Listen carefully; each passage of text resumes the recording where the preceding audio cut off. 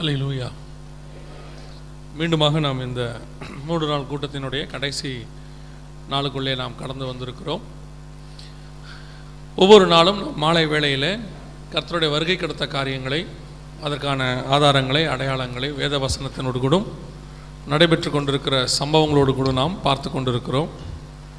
இப்போது நாம் அப்படி ஒரு விஷயத்தை தான் பார்க்க போகிறோம். ஒரு வசனத்தை நம்ம வாசிக்கலாம்.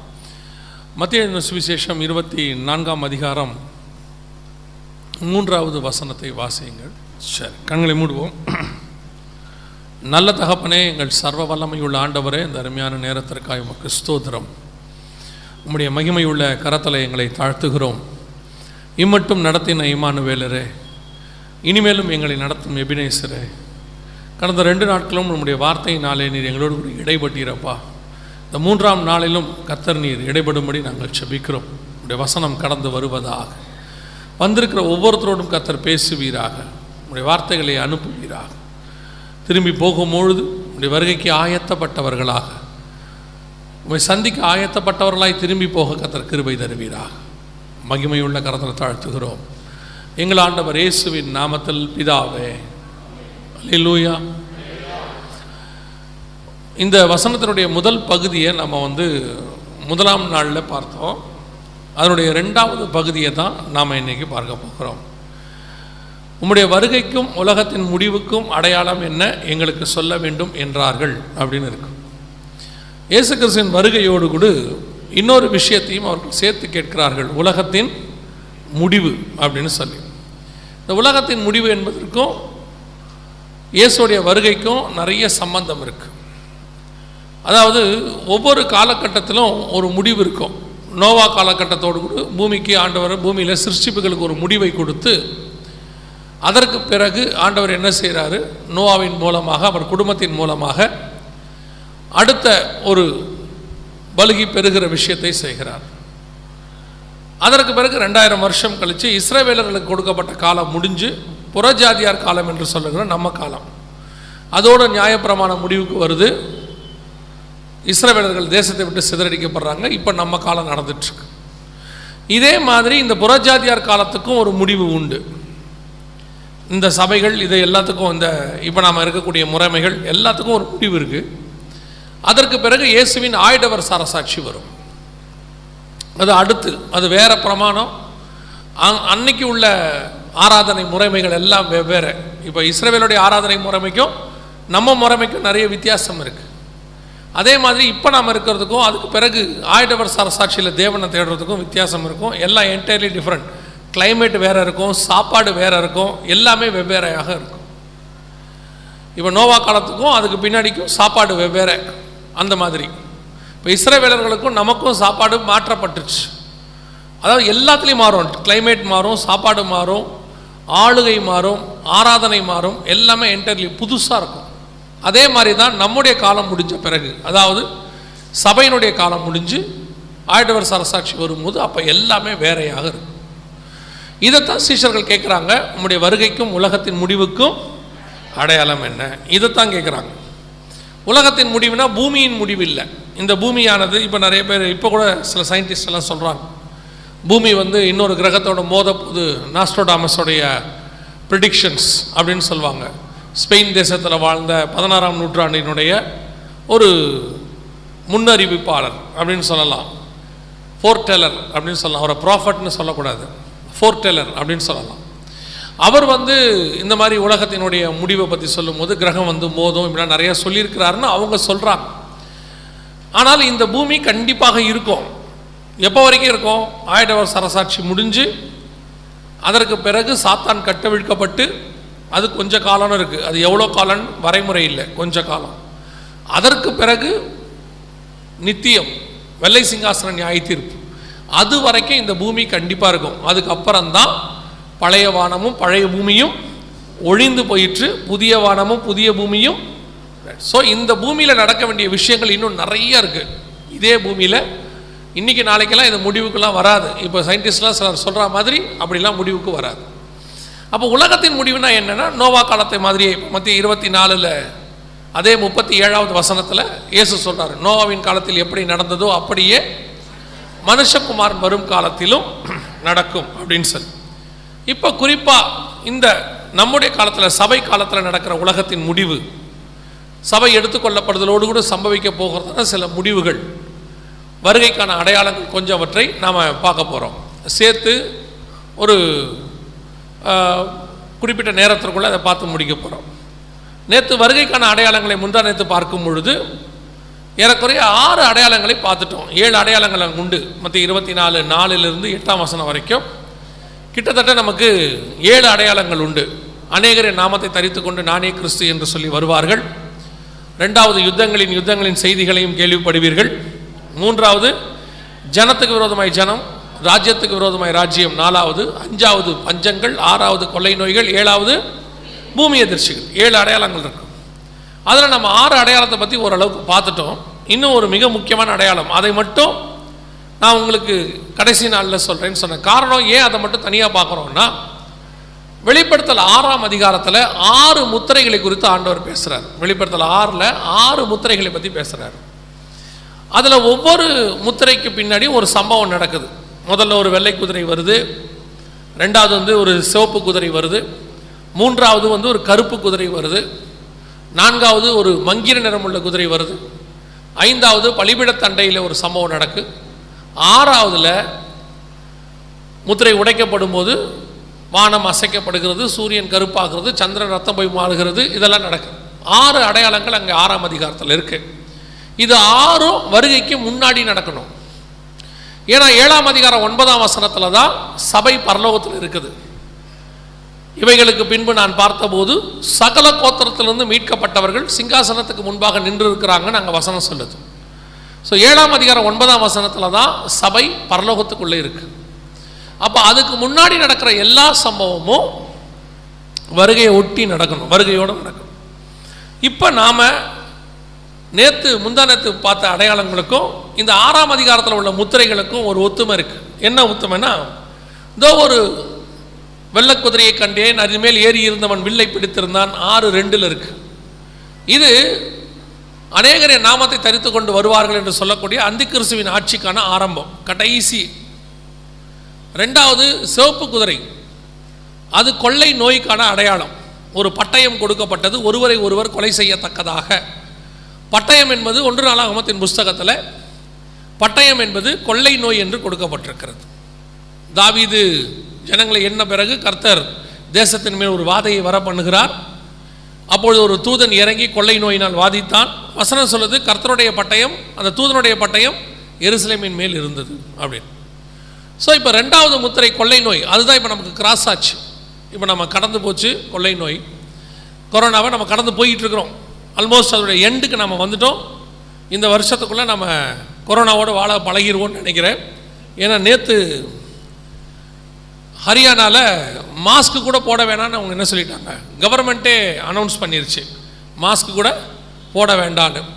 நமக்கு சீக்கிரத்தில் நமக்கும் என்ன செய்யும், இதெல்லாம் வரும். எல்லா நாடுகளும் தங்களுடைய குவாரண்டைன் அப்படிங்கிற விஷயத்தை எடுத்துட்டாங்க, ஃப்ரீ ட்ராவல் பண்ண ஆரம்பிக்கிறாங்க, எல்லா நாடுமே ஆரம்பிக்குது. ஸோ இப்போ கொரோனாவுடைய முடிவு வர தொடங்குது. இந்த கொரோனாவுடைய முடிவு வரதும் போதே நாங்கள் சில விஷயங்களை வேதாகமத்தின் துணையோடு கூட நடக்கிற சம்பவங்களோடு கூட இணைத்து, இனி கொரோனா இஷ்யூ பெரு இஷ்யூவாக இருக்காது, அதுக்கு பிறகு 3வது குதிரை தான் தொடங்க போகுது, கருப்பு நிற குதிரை. அது எதற்கு அடையாளமாக இருக்குன்னா, அவன் தன் கையிலே தராசை பிடித்திருந்தான் அந்த வசனத்தில் இருக்குது. தராசை பிடித்திருந்து அங்கே பார்த்தீங்கன்னா ஒரு அளந்து கொடுக்கிற ஒரு விஷயம் வருது. தராசை பிடித்திருந்தான், ஒரு பணத்திற்கு 1 படி கோதுமை என்றும் 1 பணத்திற்கு 3 படி வார் கோதுமை என்றும் சொல்ல கேட்டேன். ஸோ எக்கானமி பற்றி தராசு உங்களுக்கு தெரியும்னு நினைக்கிறேன். அதை நம்ம ஸ்கேல்னு சொல்லுவோம். எக்கானமி அளந்து கொடுக்கறது. அதில் பார்த்தீங்கன்னா வசனம் சொல்லும், எல்லாவற்றையும் சேதப்படுத்து, 2 விஷயத்தை மட்டும் சேதப்படுத்தாத அப்படின்னு இருக்கும். எண்ணெயையும் திராட்சரசத்தையும் சேதப்படுத்தாதே. இந்த 2 தான், ஆயில் அண்ட் ஒயின் அப்படின்னு இங்கிலீஷில் இருக்கும். உங்களுக்கு தெரியும் நினைக்கிறேன், இன்னைக்கு உலகத்தினுடைய நம்பர் 1 நம்பர் 2 ஜனங்களுடைய வாழ்வாதாரத்துக்கு மிக முக்கியமான பொருளாதாரம் எதில் இருக்குதுன்னு கேட்டால் கச்சா எண்ணெயிலையும் ஒயின்லேயும் தான் இருக்குது. அதுவும் நம்ம தமிழ்நாட்டுக்கு நீங்கள் நல்லா தெரியும் உங்களுக்கு, நாம் எல்லாமே இதனால தான் வாழ்ந்துக்கிட்டே இருக்கிறோம். ஒயின் இல்லாவிட்டால் கதை முடிஞ்சு. நம்ம பொருளாதாரத்தினுடைய மிக முக்கியமான அடிப்படை எதை நம்பி தான் இருக்குது? ஒயின் நம்பி தான் இருக்குது. ரெண்டாவது எண்ணெய். இந்த வசனம்லாம் இன்றைக்கி நம்ம படிக்கும் போது ரொம்ப ரிலேட்டடாக இருக்குது. ஆனால் இதெல்லாம் எழுதப்பட்டது 2000 வருஷத்துக்கு முன்னாடி. 2000 வருஷத்துக்கு முன்னாடி ஆண்டவர் சொல்கிறார், கடைசி காலத்தில் எண்ணெயும் திராட்சை ரசமும் சேதப்படாமல் மற்ற எல்லாம் பாதிக்கப்படும், இது 2 மட்டும் இருக்கும். என்ன ஆச்சரியன்னா, இந்த வசனம் கொடுக்கப்படும் போது எண்ணெய் என்பது ஒரு பொருளாதாரமே கிடையாது. 1930க்கு மேலே தான் எண்ணெயினுடைய பொருளாதாரம் ஆரம்பிக்குது. வெரி இம்பார்ட்டண்ட், ஒபெக் அப்படின்னு சொல்லுவாங்க, அது ஆரம்பிக்குது. ஆனால் கடைசி காலத்தில் தான் இந்த ஒயின் உலகத்தினுடைய சில நாடுகளுடைய பொருளாதாரத்தை நிர்ணயிக்கிறது. ஆனால் வசனம் சொல்லுது கடைசி நாட்களில் இது 2ம் சேதப்படாமல் இருக்கும் அப்படின்னு. இப்போ நாம் அந்த காலகட்டத்துக்குள்ளே இருக்கிறோம். 3வது குதிரை நம்முடைய காலத்தில் 3வது முத்திரை உடைக்கப்படுகிற காலம்.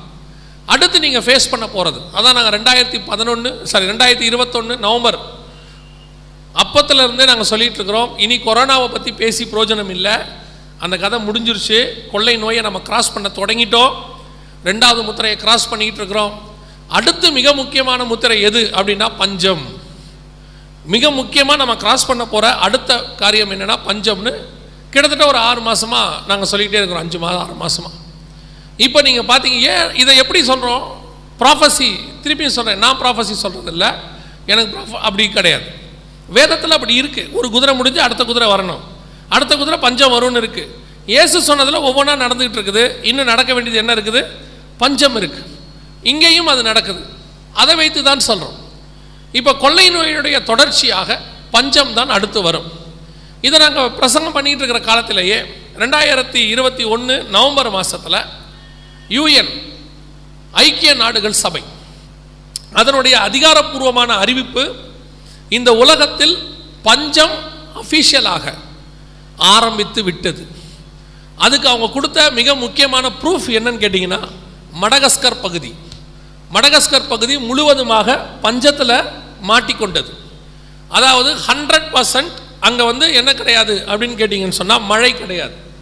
மழை ஏன்னா அவங்க ஊரில் பார்த்தீங்கன்னா சாப்பிட்றதுக்கு எதுவுமே இல்லைங்கிறதுனால அங்கே இருக்கிறவங்கெல்லாம் இப்போ எதை சாப்பிட்றாங்கன்னு கேட்டிங்கன்னா, மரம் செடி அதில் இருக்கக்கூடிய பூச்சிகளை பிடிச்சி சாப்பிட்றாங்க.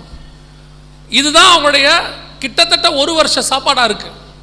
அவங்க சொல்கிறாங்க விவசாயமே கிடையாது, மழையே கிடையாது, முழுவதுமாக பஞ்சத்தினுடைய உச்சத்துக்கு நாங்கள் வந்துட்டோம் அப்படின்னு. ஸோ இது அஃபிஷியல் அனௌன்ஸ்மெண்ட். 2021 நவம்பரில் இந்த அனௌன்ஸ்மெண்ட் கொடுக்கப்பட்டாகிவிட்டது. அஃபிஷியலாக பஞ்சம் ஆரம்பிச்சிருச்சு. நீங்கள் இந்த 10 வாதைகளை குறித்து படிச்சிருப்பீங்க பார்வோனுடைய காலத்தில். நீங்கள் அப்புறமா போயிட்டு இந்த 10 வாதைகளையும் திருப்பி படிங்க. ஒரு வாதைக்கும் இன்னொரு வாதைக்கும் ஒரு தொடர்பு ஒன்று இருக்கும். ஆனால் நடக்கிறது என்னமோ தனித்தனியாக தான் இருக்கும். நீங்கள் மெடிக்கலியோ அல்லது கொஞ்சம் சயின்டிஃபிக்கலியோ உட்காந்து அதை யோசித்து பார்த்தீங்கன்னா, ஒரு வாதையிலிருந்து இன்னொரு வாதை உருவாவதற்கு அது என்னவாக இருக்கும்? காரணமாக இருக்கும். முதல்ல தண்ணி எல்லாம் ரத்தமாக மாறும். அதற்கு பிறகு மீன்கள் எல்லாம் செத்து மிதக்கும். அதற்கு பிறகு பார்த்தீங்கன்னா தவளைகள் எல்லாம் எல்லாமே ஊருக்குள்ளே வர தொடங்கும். ஸோ இங்கே தண்ணியெல்லாம் கெட்டு போச்சுன்னா ஆட்டோமேட்டிக்காக தவளைலாம் என்ன செய்யும்? 2வது வாதை. ஒன்று மூலமாக முடிஞ்சால் இன்னொரு வாதை. அடுத்து இதுக்கு ஆண்டவர் ஒரு கனெக்ஷன் இருக்கும், நீங்கள் அதை பார்க்கலாம். அதே மாதிரி தான் இப்போது முதல் குதிரைக்கும் 2வது குதிரைக்கும் 3வது முத்திரைக்கும் கனெக்ஷன் உண்டு. இப்போ நம்ம கண்ணுக்கு முன்னாடி 3வது முத்திரை பஞ்சம் ஆரம்பித்திருக்கிறது. இந்த பஞ்சத்துக்கு இன்னொரு காரணமும் இருக்குது. இது பருவநிலை மாற்றத்தினுடைய ஆரம்பம், அதை நம்ம பின்னாடி பார்ப்போம். இதுக்கு இன்னொரு காரணமும் இருக்குது. 2வது முத்திரையினுடைய விளைவு. 2வது முத்திரை என்ன உடைஞ்சது? சிவப்பு குதிரை ஒரு பட்டயம் கொடுக்கப்பட்டது. கொள்ளை நோய் பூமி எங்கும் பரவியது, கொரோனா. இந்த கொரோனாவினுடைய விளைவு லாக்டவுன், அதை ஒட்டி ஏற்பட்டதான வேலைவாய்ப்பின்மை, இதெல்லாம் செஞ்சு அடுத்து என்னவா மாறிடுச்சு? பஞ்சத்தை கொண்டு வந்துச்சு. இப்போ இந்த பஞ்சமானது இயேசு சொன்னபடி உலகளாவிய பஞ்சம். எந்த அளவுக்கு அப்படின்னு கேட்டிங்கன்னு சொன்னால், சாப்பாட்டு பஞ்சம் இப்போ உச்சத்தில் இருக்குது, மிகப்பெரிய அளவில் இருக்குது. இவங்களாவது பூச்சி சாப்பிட்றாங்க, இவங்க ஹைத்தி தீவு மக்கள், இவங்கள பார்த்தீங்கன்னு சொன்னால் எல்லாம் மண்ணு சாப்பிட்றாங்க. இதெல்லாம் நீங்களும் நானும் வாழ்ந்துக்கிட்டு இருக்கிற இதே காலகட்டத்தில் 2020-21 நடக்கிற சம்பவம். 2020-21 இது நடந்துக்கிட்டு இருக்குது. இது long ago, so long ago, once upon a டைம்லாம் கிடையாது. இது இப்போ நம்ம காலத்தில் நடக்கிற ஒரு சம்பவம். அங்கே உள்ள மக்கள், இது WHO உடைய ரிப்போர்ட், யூஎன்லேருந்து அனுப்பி எடுத்து கொடுத்துருக்குறாங்க. ஜனங்கள் அங்கே விவசாயம் இல்லாததுனால, எந்த விதமான புல் பூண்டு முளைக்காததுனால, அவங்க இருக்கிற மண்ணை எடுத்து காய வச்சு கொஞ்சம் உப்பு போட்டு, ஒரு சில வீட்டில் இருக்கிற மசாலாக்களை போட்டு, கேஸ் எல்லாம் கிடையாது. இப்போ நம்மளுமே அந்த நிலைமைக்கு தான் போயிட்டுருக்குறோம். அப்போ அந்த கேஸ் எல்லாம் இல்லாததுனால வெயிலில் காய வச்சு அதை எடுத்து அவங்க அதை சாப்பிட்றாங்க. சிலர் அதை வியாபாரம் கூட பண்ணுறாங்க. இது மாதிரி ஒவ்வொரு நாட்டிலும் ஒவ்வொரு விதமான பிரச்சனை, சாப்பாட்டு பிரச்சனையினுடைய உச்சத்துக்கு நம்ம போயிட்டே இருக்கிறோம். இப்போ பஞ்சத்தினுடைய உச்சம் எந்த அளவுக்கு போகுது அப்படின்னு கேட்டிங்கன்னா, நவம்பரில் மடகஸ்கரில் ஆரம்பிச்சிச்சு. அதை ஒட்டி கென்யாவில் மிகப்பெரிய அளவு பஞ்சம் ஏற்பட்டு எல்லா மிருகங்களும் ஒரு ஏரியாவில் செத்து போச்சு. உங்களுக்கு நடுவில் அந்த நியூஸ் எல்லாம் வந்திருக்கும். ஒருவேளை நீங்கள் அந்த நம்முடைய ஒருவேளை சில அந்த நேற்று வரைன்னு ஒரு நிகழ்ச்சி, ஒரு ப்ரோக்ராம் வருது, அதை வாட்ச் பண்ணியிருந்தீங்கன்னா அதில் நாங்கள் அதை அப்டேட் பண்ணியிருப்போம். கென்யாவில் மிருகங்கள்லாம் செத்ததை பற்றி போட்டிருப்போம். இதுக்கு அடுத்து கென்யாவை தொடர்ந்து ஸ்ரீலங்காவினுடைய மிகப்பெரிய அளவில் பஞ்சம் உச்சத்துக்கு போயிடுச்சு. நேற்று ஸ்ரீலங்காவில் எமர்ஜென்சி போட்டாங்க. ஏன்னு சொன்னால் கலவரம் வெடிக்க தொடங்கிருச்சு. ஜனத்துக்கு விரோதமாய் ஜனம் எழும்ப ஆரம்பிச்சிருச்சு.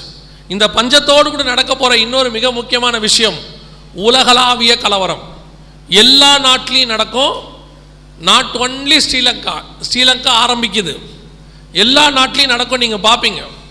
அதாவது லூக்காவில் வாசித்தோம் 21ஆம் அதிகாரத்தில் 25வது வசனம் நினைக்கிறேன். பூமியின் மேல் வரும் காரியங்களுக்கு ஜனங்களுடைய இருதயம்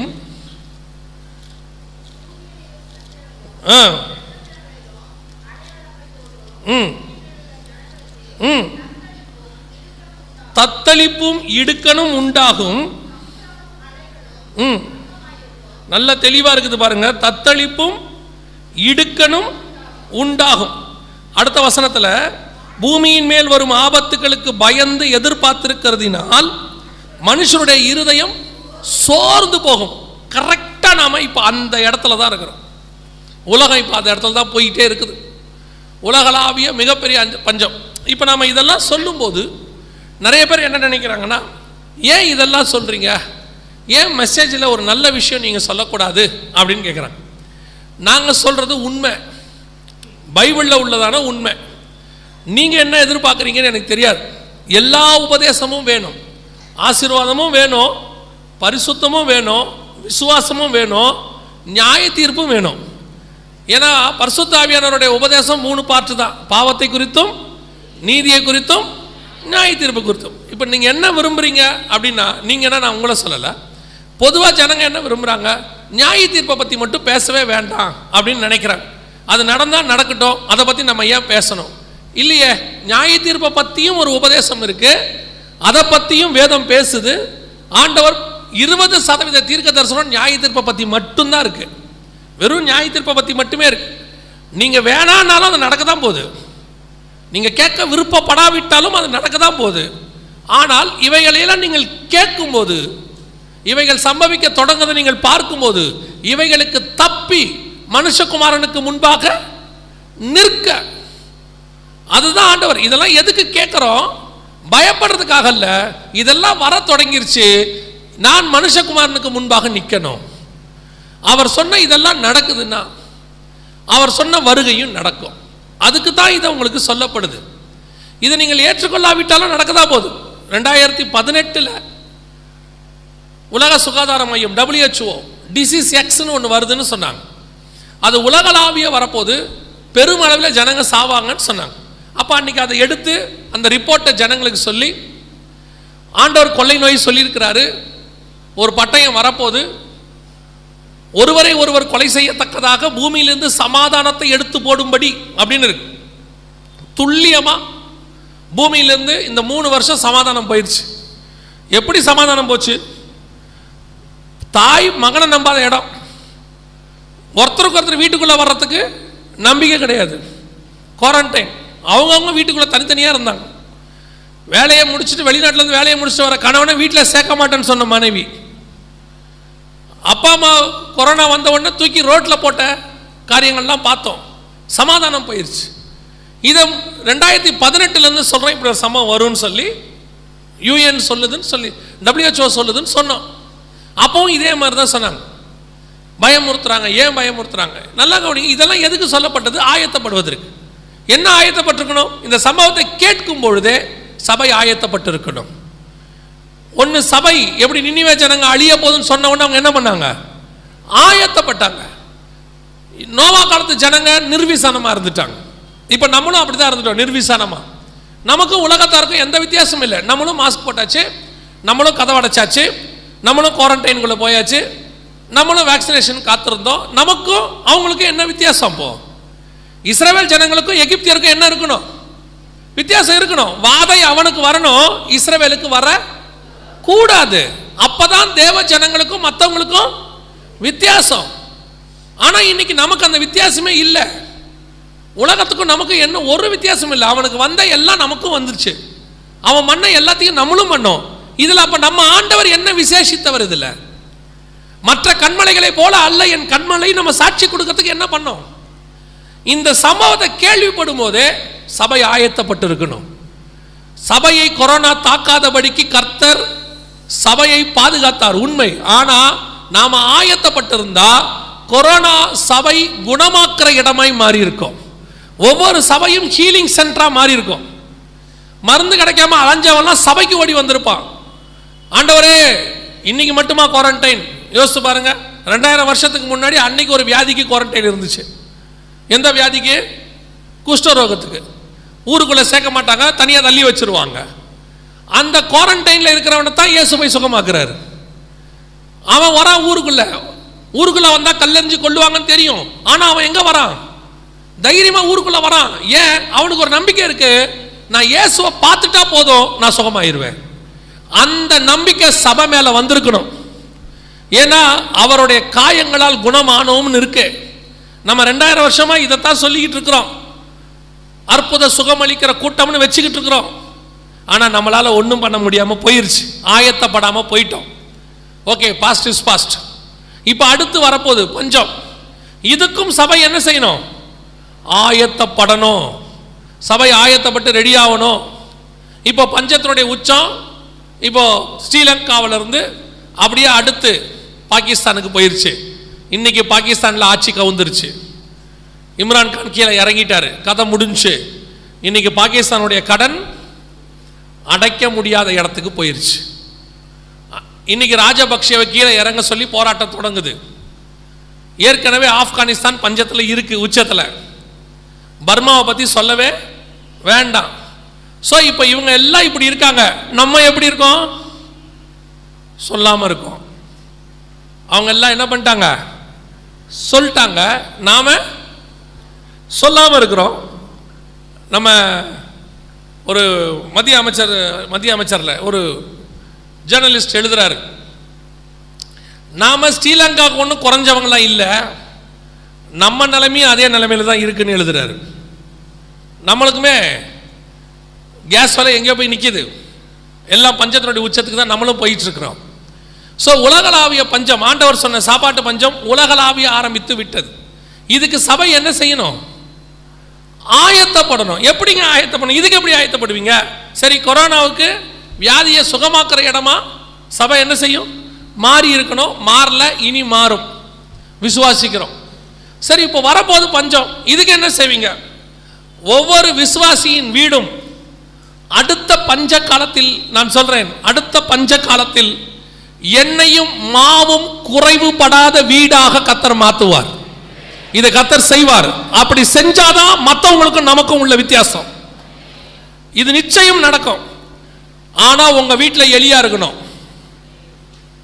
நான் சொல்றது புரியுதா?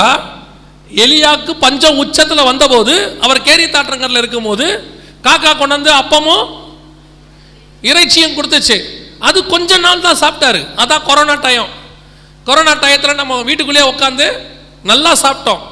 நான் சொல்லுவேன், கொரோனா டயத்தில் நல்லாவே சாப்பிட்டோம். ஒன்றும் பெரிய அவ்வளோ பெரிய பிரச்சனையெல்லாம் கத்தர் அனுமதிக்கல. எங்கேயோ ஒரு காக்கா வந்துச்சு, நமக்கு நல்லபடியாக நடந்துச்சு. ஆனால் இப்போ பஞ்சம் கொடிதாய் மாறுகிறது. கொடிதாய் மாறும் பொழுது அடுத்த லெவல் விதவை வீடு, அதான் தேவனுடைய வீடு சபை. நீங்களும் நானும் நம்முடைய பிள்ளைகளும் நாமளும் உலகத்தில் இருக்கிற பஞ்சத்தில் பாதிக்கப்பட்டவங்க தான் இருக்கிறோம். நமக்கும் கேஸ் விலை ஏறுது, அவனுக்கு மட்டும் ஏறல, நமக்கும் ஏறுது. பெட்ரோல் போட போன உடனே பெட்ரோல் பங்க்ல நீங்கள் தேவனுடைய பிள்ளையா, சென்ட் லூக்கா, உங்களுக்கு மட்டும் பெட்ரோல் 70 ரூபாய் நான் போடுறான். நம்மளை பார்த்தோன்னே சொல்கிறான், உங்களுக்கு என்ன சார் வெளிநாட்டிலேருந்து பணம் வருது? நானும் கேட்குறேன், எந்த வெளிநாட்டிலேருந்துடா வருது, யாரா கொடுக்குறாங்க? சிலர் ஆஃபரிங் அனுப்புகிறாங்க, அது வேறு விஷயம்னு வச்சுக்கோங்க. நமக்கு என்னமோ கோடி கோடியாக வரா மாதிரி. ஒருத்தர் எனக்கு வந்து கேட்டார், உங்களுக்கு வெளிநாட்டிலேருந்து தானே வருது அப்படின்னாரு. ஆமான்னு சொன்னேன். எங்கேருந்து வருதுன்னாரு. அங்கேருந்து. அதுவும் வெளிநாடு தான்.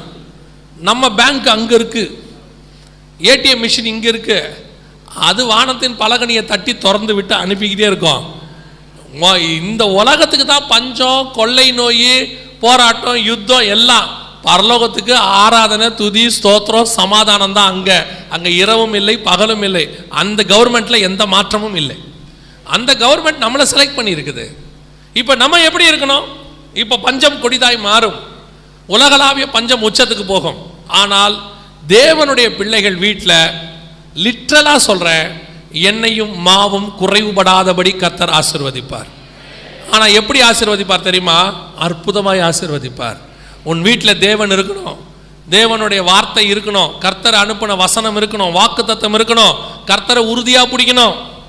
கர்த்தரை உறுதியாக பிடிக்காம வீட்டில் ஜபம் இல்லாமல், வேத வாசிப்பு இல்லாமல் சிலர்லாம் இருக்காங்க. நான் குற்றமாக சொல்லலை, தங்களுடைய மாம்ச முயற்சினால எப்படியாவது இந்த பஞ்சத்தை மேற்கொள்ளலான்னு நினைக்கிறாங்க. சில காரியத்தை தான் நம்ம மாம்ச முயற்சியில் மேற்கொள்ள முடியும். ஒரு சில காரியங்களை பலத்தினாலும் அல்ல, பராக்கிரமத்தினாலும் அல்ல, தேவ ஆவினாலே தான் ஆகும்.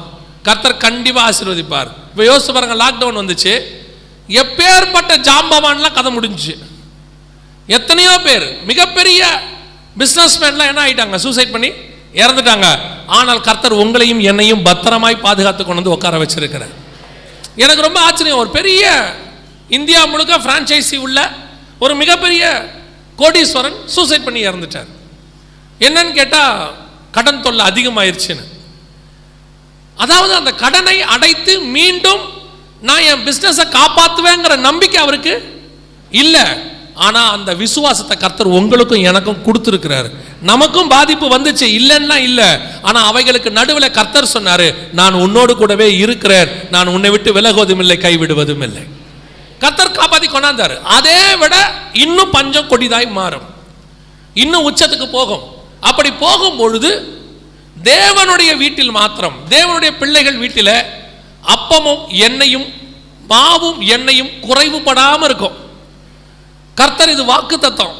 எலியா கிட்ட எலியா வந்தோடனே சொல்றான், நீ போய் இருக்கிறத ஒன்று எடுத்து முதல்ல யாருக்கு கொடு, எனக்கு கொடு. அவங்க சுட ஆரம்பிக்கிறாங்க.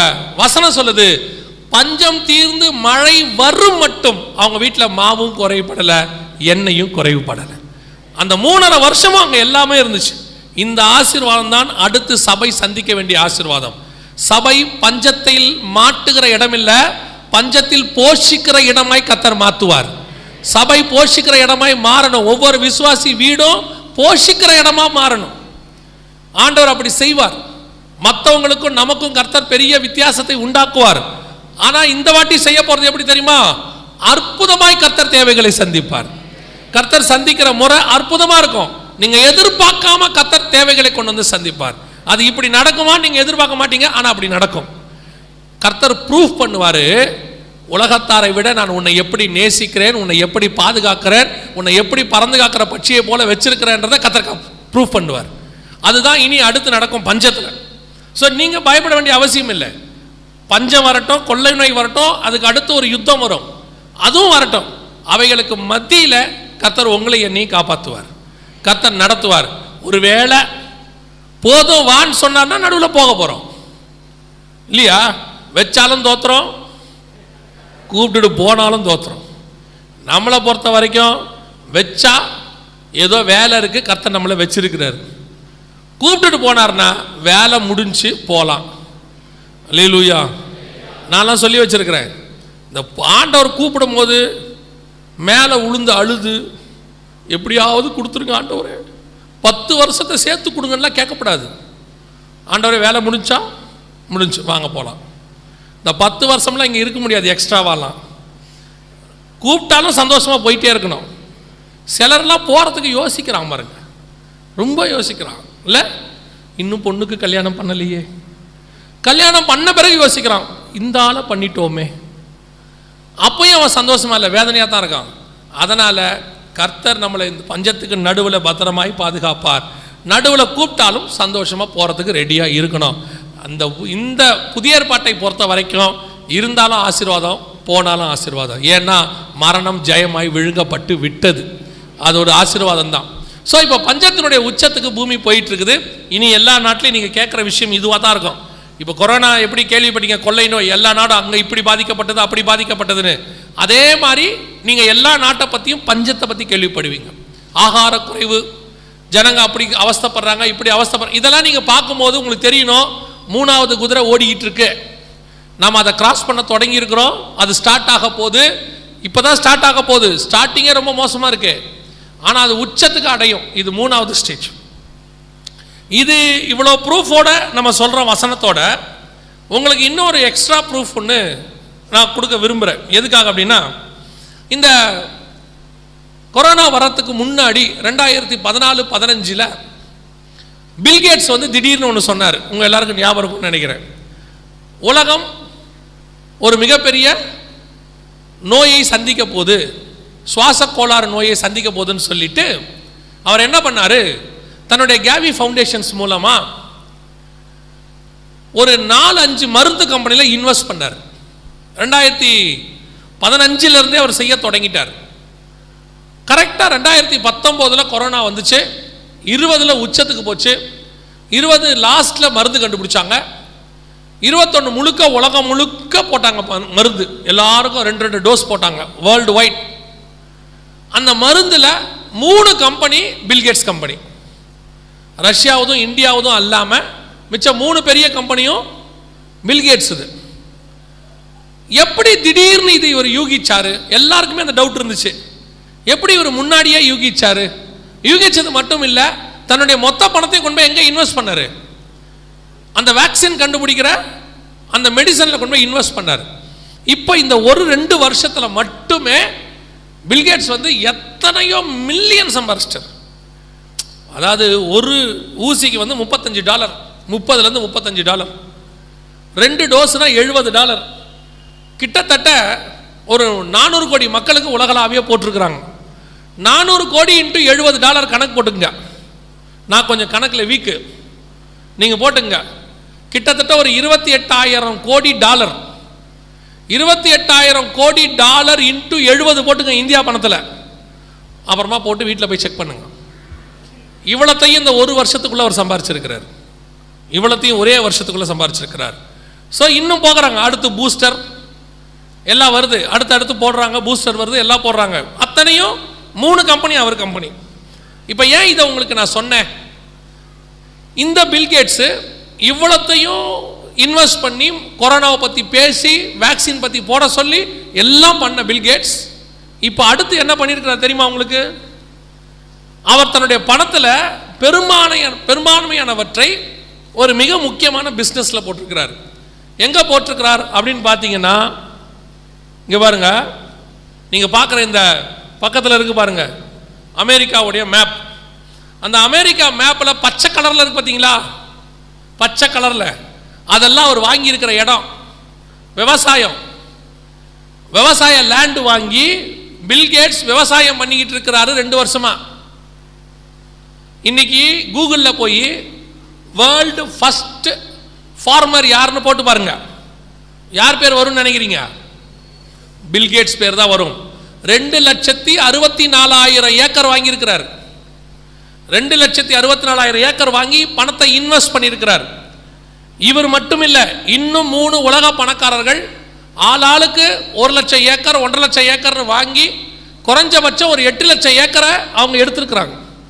எடுத்து அதில் முழுக்க விவசாயம் பண்ணுறாங்க. 2 வருஷமாக இந்த வேலையை செஞ்சிட்டு இருக்கிறாங்க. ஏன் திடீர்னு பில்கேட்ஸ் விவசாயத்துக்கு போனார்? உணவை தயாரிக்கிற விஷயத்தை ஆரம்பிச்சிருக்கிறார். அது மட்டும் இல்லை, பல நாடுகளில் பில்கேட்ஸ் கோடவுன் கட்டுறாரு. 6 மாதத்துக்கு தேவையான மாதிரி, 1 வருஷத்துக்கு தேவையான மாதிரி இந்த பொருட்களை பதப்படுத்தி வைக்கிறதுக்கு உணவு பொருட்களை பல இடங்களில் கட்டிக்கிட்டே இருக்கிறாங்க.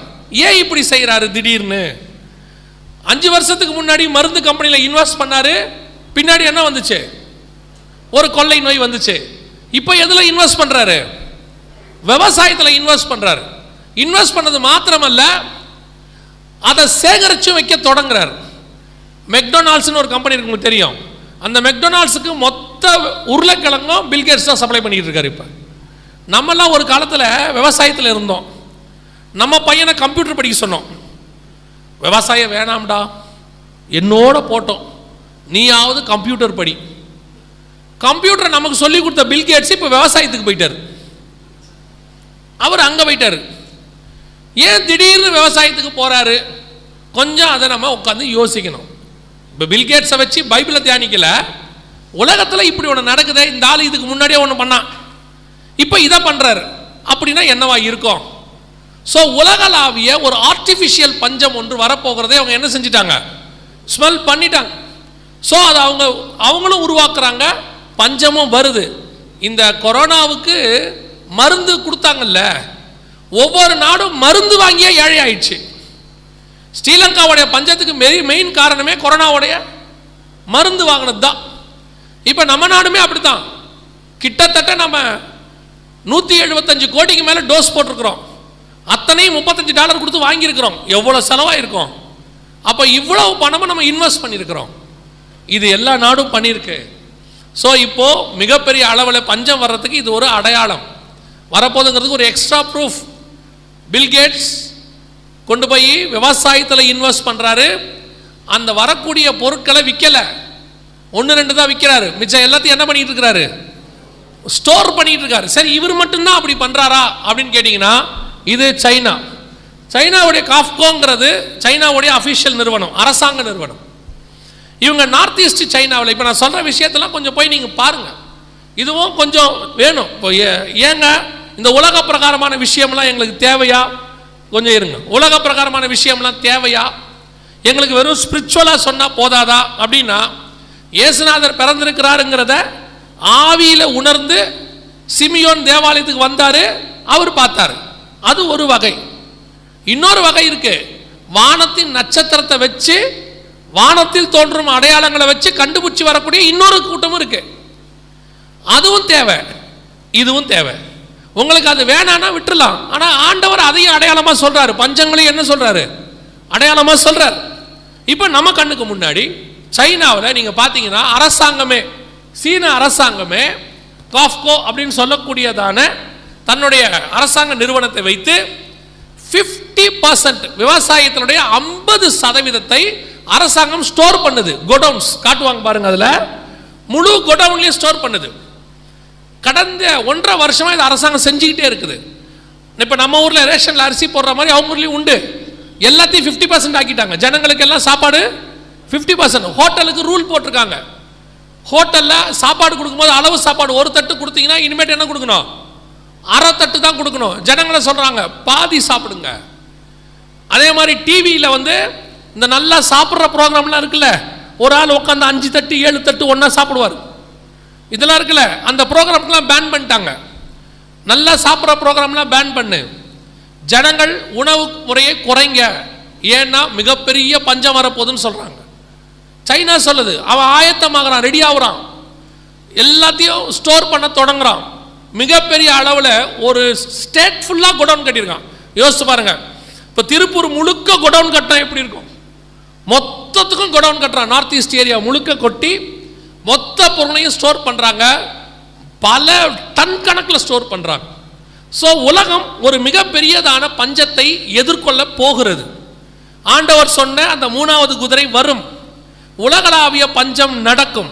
ஜனங்கள் பெருமளவிலே பாதிக்கப்படுவார்கள். நாம் எக்ஸ்பெக்ட் பண்ணாத அளவுக்கு எல்லாம் நடக்கும். இந்தியாவிலும் நடக்கும். ஏன்னா இப்பவே நமக்கு இருக்கு, கிட்டத்தட்ட பெட்ரோல் 107 ரூபா, 5 ரூபாய்க்கு 10 ரூபா கிட்ட போயிருச்சு, உச்சத்துக்கு போகும். இதெல்லாம் போகும்போது உலகம் ஒரு மிகப்பெரிய பஞ்சத்தை சந்திக்கும் போது இந்த பஞ்சத்தை எதிர்த்து கலவரங்கள் வெடிக்கும், எல்லா நாட்டிலையும் வெடிக்கும். ஜனத்துக்கு விரோதமாய் ஜனம் எழும்பும், அடிப்பான் உதைப்பான், சாவறதுக்கு வேறு வழி இல்லை, சாக போகிறோன்னு சொல்லும் போது திருட்டு அதிகரிக்கும். இதெல்லாம் இனி அடுத்து நடக்கும். கலவரங்கள் வெடிக்கும், ஜனங்களை சுடுவாங்க, அப்புறம் எமர்ஜென்சி போடுவாங்க. இதெல்லாம் ஏன் பண்ணுறாங்கன்னா உலகம் ஒரு பெரிய கலவரத்தை சந்தித்து உலகமே ஒரு குழப்ப நிலையில் இருக்கும்போது இந்த உலகத்தை காப்பாற்றுறதுக்கு ஒரு ரட்சகன் வருவான். இதை நடத்தி மக்களை பீஸ்ஃபுல்லாக நடத்துறதுக்கு ஒரு புதிய தொழில்முறை, புதிய வரிமுறை, புதிய விதமான ஒரு அரசாங்கம் எல்லாத்தையும் ஃபார்ம் பண்ணுறதுக்கு ஒரு ஆள் வருவான். அவனைத்தான் மேசியாவாக எல்லாரும் நினைக்க தொடங்குவாங்க. ஸோ அதுக்கான பேஸை உருவாக்குறாங்க. இப்போ உலகளாவிய பேஸ் உருவாகுது. இப்போ எல்லாம் நடக்க ஆரம்பிச்சிருச்சு, பஞ்சத்தினுடைய உச்சத்துக்கு போக தொடங்கிருச்சு. இது ஒரு பக்கம். நான் சொல்றது வெறும் உணவு பஞ்சம், சாப்பாட்டு பஞ்சம் மட்டும் சொல்லிக்கிட்டே இருக்கிறேன். இது இல்லாமல் இன்னொரு பஞ்சம் இருக்கு. திருப்பியும் சொல்லிட்டு நான் அதை சொல்றேன். இதெல்லாம் நடக்க இவைகளெல்லாம் சம்பவிக்க வேண்டியதே, ஆனாலும் கலங்காதபடிக்கு எச்சரிக்கையாயிருங்கள். யுத்தங்களின் செய்திகளையும் கேள்விப்படுவீர்கள். ஜனத்துக்கு விரோதமாய் ஜனமும் ராஜ்யத்துக்கு விரோதமாய் ராஜ்யமும் எழும்பும். இவைகள் எல்லாம் சம்பவிக்க வேண்டியதே, ஆனாலும் கலங்காதபடிக்கு இதெல்லாம் நடக்கத்தான் வேணும். இயேசு இப்ப சொல்லல, 2000 வருஷத்துக்கு முன்னாடி சொல்லியிருக்கிறார். அது இப்ப நடக்குது, அவ்வளவுதான். இதெல்லாம் சம்பவிக்க வேண்டியதே, பயப்பட மட்டும் செய்யாதீங்க. ஏங்க பயப்படுறாதான் சொல்ல வரீங்க? பெட்ரோல் 112 ரூபாய் போச்சு, கேஸ் 1000 ரூபாயை தாண்டுது, எல்லாம் ஒவ்வொன்றும் போயிட்டு இருக்குது, ஏன் பயப்படாதுன்றீங்க? பொருட்களுக்கு விலையை இவர்கள் வைக்கிறார்கள், பொருட்களை உண்டாக்கினவர் கர்த்தர். இந்த உலகத்தில் எல்லாத்தையும் உண்டாக்குனது கர்த்தர். அதுக்கு விலையை இவங்க வச்சிருக்கிறாங்க. அதுக்கான விலை கிரயத்தை நமக்கு கர்த்தர் கொடுப்பார், நமக்கு போஷிப்பார், நமக்கு தேவை தருவார். அதனால நீங்களும் கொஞ்சம் கேர்ஃபுல்லாகவும் இருக்கணும். எல்லாம் உண்மைதான். நீங்களும் நம்மளும் எப்படி இருக்கணும்? கொஞ்சம் கேர்ஃபுல்லாக இருக்கணும். இதே சாப்பாடு தானா, டெய்லி சாம்பார் தானா, நான் சாப்பிட முடியாது, எனக்கு தேவையில்லை, அதெல்லாம் இனி சொல்லப்படாது. சாம்பார் கிடைச்சா தோத்துறோம், பிரைஸ் தி லார்ட். இது வரைக்கும் கறி குழம்பு சாப்பிட்டோம், இப்போ சாம்பாராவது கிடைக்குது. அந்த இடத்துக்கு வர கர்த்தர் கொடுப்பார், சாம்பார் கொடுப்பார். நம்ம இல்லை முடியாதுன்னா உக்ரைனை பாரும்பர். சில நேரத்தில் நம்ம பிள்ளைகளை நம்ம தான் செல்லம் கொடுத்துட்டோம். நம்ம பிள்ளைகள் என்ன செய்யுதுன்னு கேட்டிங்கன்னா, சாப்பாடை அப்படி தூக்கி அடிச்சுட்டு போகுது. நான் எப்பவும் சொல்வேன், சாப்பாடை மட்டும் வேஸ்ட் பண்ணாதீங்க. வாங்கும்போது கொஞ்சமாக வாங்கிக்கிங்க, 2 தடவை கூட வாங்கிக்கிங்க. சில ஆட்கள்லாம் சாப்பாடை பார்த்தோன்னு உள்ளே விழுந்துருவான் பொத்துன்னு.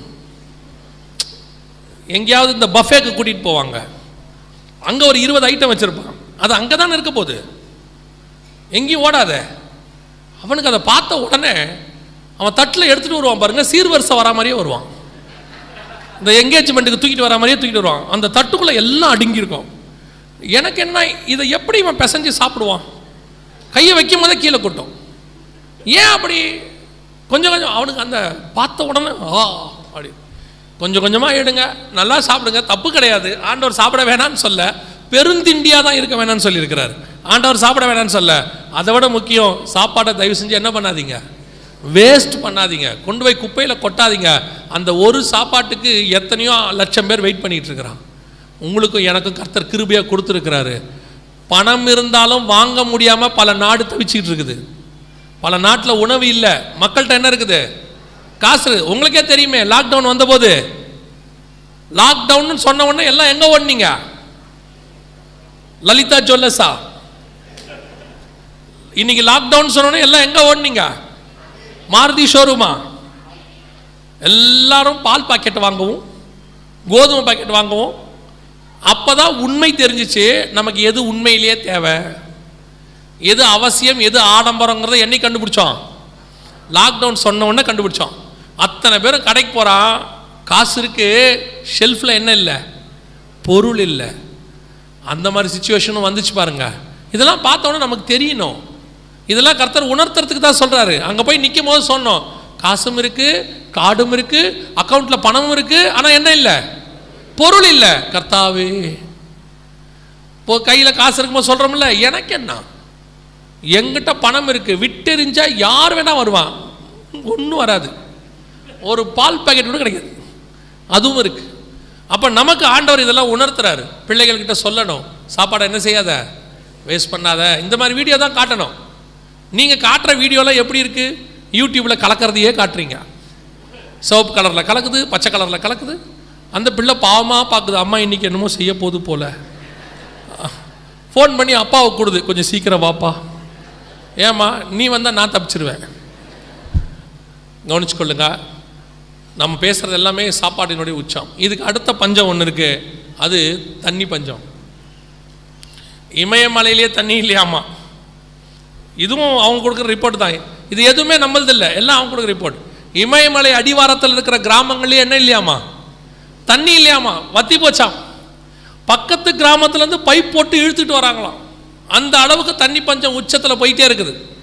அதை விட ரொம்ப முக்கியமாக ஒரு வசனம் வாசிங்க, கர்த்தர் சொன்னது எவ்வளோ துல்லியமாக நிறைவேறி இருக்குதுன்னு பாருங்கள். வெளிப்படுத்தின விசேஷம் 16ஆம் அதிகாரம் 12வது வசனத்தை வாசிங்க. வெளிப்பாடு 16:12 வாசிங்க. 12:13.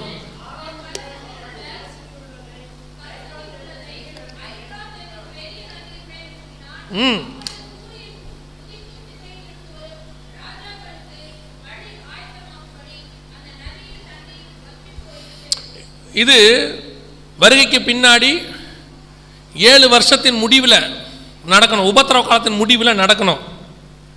ஐப்ராத் எனும் நதி என்ன செய்யணும், வத்தி போகணும். இந்த ஐப்ராத்துங்கிற நதி எங்கே இருக்குது, 2ஆம் அதிகாரம் ஆதியாகமத்தின் புஸ்தகத்தில் இருக்கு. ஒரு நதி புறப்பட்டு 4 ஆறுகளாக பிரிந்து தோட்டத்திற்கு தண்ணி பாயும்படி ஓடுனது. அதில் ஒரு நதிக்கு பேர் தான் என்னது, ஐப்ராத்.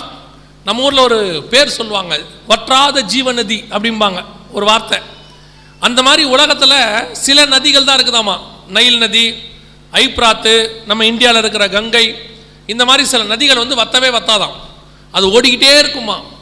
அதோடைய வயசு கணக்கை எடுத்து பார்த்தீங்கன்னா 4000 வருஷம் 5000 வருஷம் அப்படி இருக்கு. இந்த நதி ஏதேன்லேருந்து ஓடுது. இப்போ இது எங்கே இருக்குன்னா நம்ம ஈராக்கில் இருக்கு. இந்த ஐப்ராத்து அது பக்கத்தில் தெக்கேல்னு இருக்கும். அடுத்த நதிக்கு அடுத்த ஆறுக்கு பேர் என்ன இருக்குது, தெக்கேல். இதுதான் இங்கிலீஷில் பார்த்தீங்கன்னா யூப்ரட்டிஸ் அண்ட் டைக்ரிஸ்னு இருக்கும். இந்த யூப்ரட்டிஸ் அண்ட் டைக்ரிஸ் இது ரெண்டுத்துக்கு நடுவில் இருக்கிறதுக்கு பேர் தான் ஈராக், மெசபொத்தோமியா தேசம்னு சொல்லுவோம். அப்போஸ்தலர் நடபடிகள் 7ஆம் அதிகாரம் 2-3 வசனத்தில் ஆபிரகாம் மெசபொத்தோமியா தேசத்திலிருந்து புறப்பட்டு வந்தார்னு இருக்கும். ஆதியாகமம் 11:31 அவர் சினையார் தேசத்திலிருந்து ஊர் என்கிற பட்டணத்திலிருந்து வந்தார், கல்தேயர் பட்டணத்திலிருந்து வந்தார்னு இருக்கும். ஸோ அந்த இடத்துக்கு பேர் தான் ஈராக். அதில் ஒரு நதிக்கு பேர் தான் யூப்ரட்டிஸ், ஐப்ராத் அப்படின்னு சொல்லுவாங்க.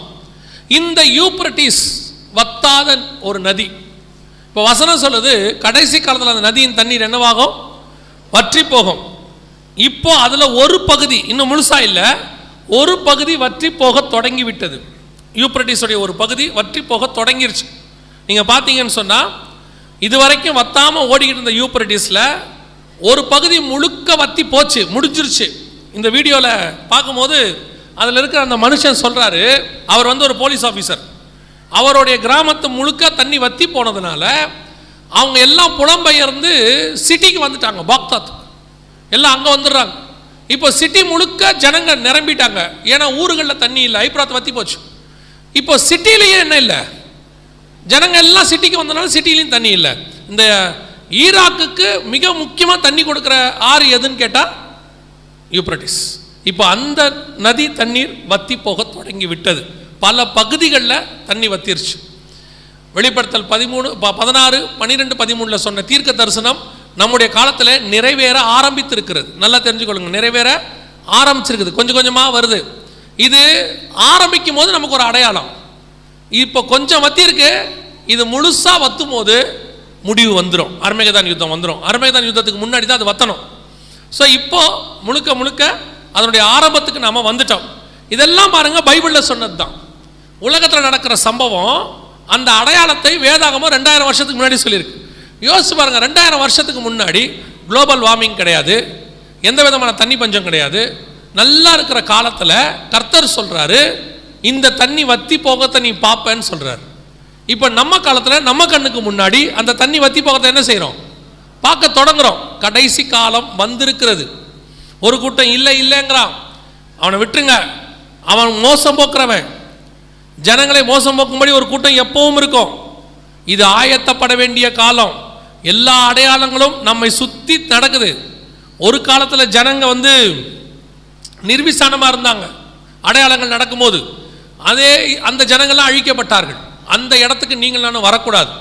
இப்போ ஏன் கர்த்தர் இதெல்லாம் நமக்கு சொல்கிறார்? நான் இன்னும் உங்களுக்கு ரொம்ப பாரத்தோடு சொல்கிறேன். ஏன் கர்த்தர் இதை நமக்கு சொல்கிறாரு? அதுவும் திருப்பூருக்கு ஏன், உங்களுக்கு ஏன் சொல்கிறாரு அப்படின்னு கேட்டால், நான் விசுவாசிக்கிறேன் வரப்போகிற பெரிய பேரழிவிலிருந்து நம்மை காப்பாற்றுவதற்கு கர்த்தர் முன்னெச்சரிக்கையாகவே இதை நமக்கு சொல்லுகிறார். ஏன்னா நம்ம ஆண்டவர் எதையுமே முன்னாடி சொல்லிடுவார். அவர் சொல்வார், நான் உங்களுக்கு முன்பே சொல்லவில்லையா? இதோ நான் உங்களுக்கு முன்பே அறிவித்திருக்கிறேன். மத்திய 24:25 சொல்றாரு, நான் உங்களுக்கு முன்பே அறிவித்திருக்கிறேன். சீசர்களை பார்த்து சொல்வார், இதை நான் உங்களுக்கு முன்பே சொல்லவில்லையா? ஸோ ஆண்டவர் நமக்கு முன்னாடியே சொல்றார். ஒரு வருஷத்துக்கு 2 வருஷம் ஆண்டவர் உங்களுக்கு தேவையான அடையாளங்களை ஒரு குறிப்பிட்ட இடத்தை செலக்ட் பண்ணி, இந்த இடத்துல உட்கார்ந்தா நிறைய பேருக்கு இந்த சுவிசேஷம் சொல்ல முடியும்னு கர்த்தர் செலக்ட் பண்றார். நாங்கள் யாருமே செலக்ட் பண்ணலை, இது யாரும் தீர்மானிக்கலை. நாங்கள் சென்ட் லூக்கில் பேசணும்னு ஆசைப்படவும் இல்லை. அவங்களும் இவர் தான் வரணும்னு ஆரம்பத்தில் நினைக்கல. கர்த்தர் அப்படி ஒரு இன்டென்ஷனை கொடுத்தார், விருப்பத்தையும் செய்கையும் உண்டாக்கினார். ஒரு இந்த பகுதி முழுக்க இது போவதற்கு இந்த இடத்தை கர்த்தர் வல்லமையாக எடுத்து பயன்படுத்துகிறார். அப்போ இங்கே ஆண்டவர் ஒரு விஷயத்தை உங்களுக்கு சொல்கிறாருன்னா பின்னாடி நடக்க போகிறத சொல்லிக்கிட்டு இருக்கிறார். அப்போ நம்ம ஜாக்கிரதைப்படுவதுக்கு தான் கர்த்தர் இதை சொல்கிறார். ஸோ இப்போ நம்ம கண்ணுக்கு முன்னாடி இதெல்லாம் நடக்குது. தண்ணி பஞ்சத்தினுடைய உச்சத்துக்கு நாம் வர தொடங்குகிறோம். உலகத்தினுடைய மிக முக்கியமான நதியை வற்றி போக தொடங்கிருச்சு. ஒரு பக்கம் சாப்பாட்டு பஞ்சம், உணவு பஞ்சம் ஒரு புறம் போயிட்டு இருக்குது, இன்னொரு பக்கம் தண்ணி பஞ்சம் போயிட்டு இருக்குது. உலகம் இது வரைக்கும் சந்திக்காத அளவுக்கு போயிட்டு இருக்கு. இதெல்லாம் உலகத்துக்கு. சபைக்கு ஒரு பஞ்சம் இருக்கு, அதையும் கர்த்தர் சொல்லி வச்சிருக்கிறார். வாசிங்க, ஆமோஸ் புஸ்தகம் 8ஆம் அதிகாரம் 11வது வசனத்தை வாசிங்க. ஆமோஸ் 8:11. இதோ நான் தேசத்தின் மேல் பஞ்சத்தை அனுப்பும் நாட்கள் வரும், ஆகாரக்குறைவினால் உண்டாகிய பஞ்சம் அல்ல, ஜலக்குறைவினால் உண்டாகிய தாகமும் அல்ல.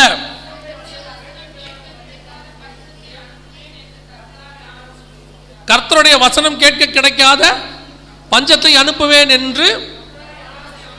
அது என்னங்க வசன பஞ்சம்? கர்த்தருடைய வசனம் கேட்க கிடையாத பஞ்சத்தை அனுப்புவேன். அது என்ன பஞ்சம்? வசன பஞ்சம் பைபிள் சொல்லுது. வசனம் கேட்க முடியாதான். அது எப்படி இன்னைக்கு நடக்காத வாய்ப்பு இருக்கிறதா அப்படின்னு கேட்டிங்கன்னா, இன்னைக்கு தடுக்கி விழுந்த சர்ச்சு, அப்படி தானே? தடுக்கி விழுந்த சர்ச்சு. எவனையாவது திட்டினீங்கன்னா அவன் ஊழியக்காரன் ஆயிடுவான். ஒரு காலத்தில் யாரையாவது திட்டினீங்கன்னா சபை விட்டு கோச்சிட்டு போயிடுவான். அப்புறம் நம்ம போய் சமாதானம் பண்ணி கூட்டிகிட்டு வரணும். இப்போ அப்படி இல்லை, யாரையாவது திட்டினீங்கன்னா அவன் ஊழியக்காரன் ஆயிடுவான். இப்போ இருக்கிறதுலே ரொம்ப ஈஸி என்னது? பாஸ்டர் ஆகிறது. முந்தியெல்லாம் ரொம்ப கஷ்டம் என்னது?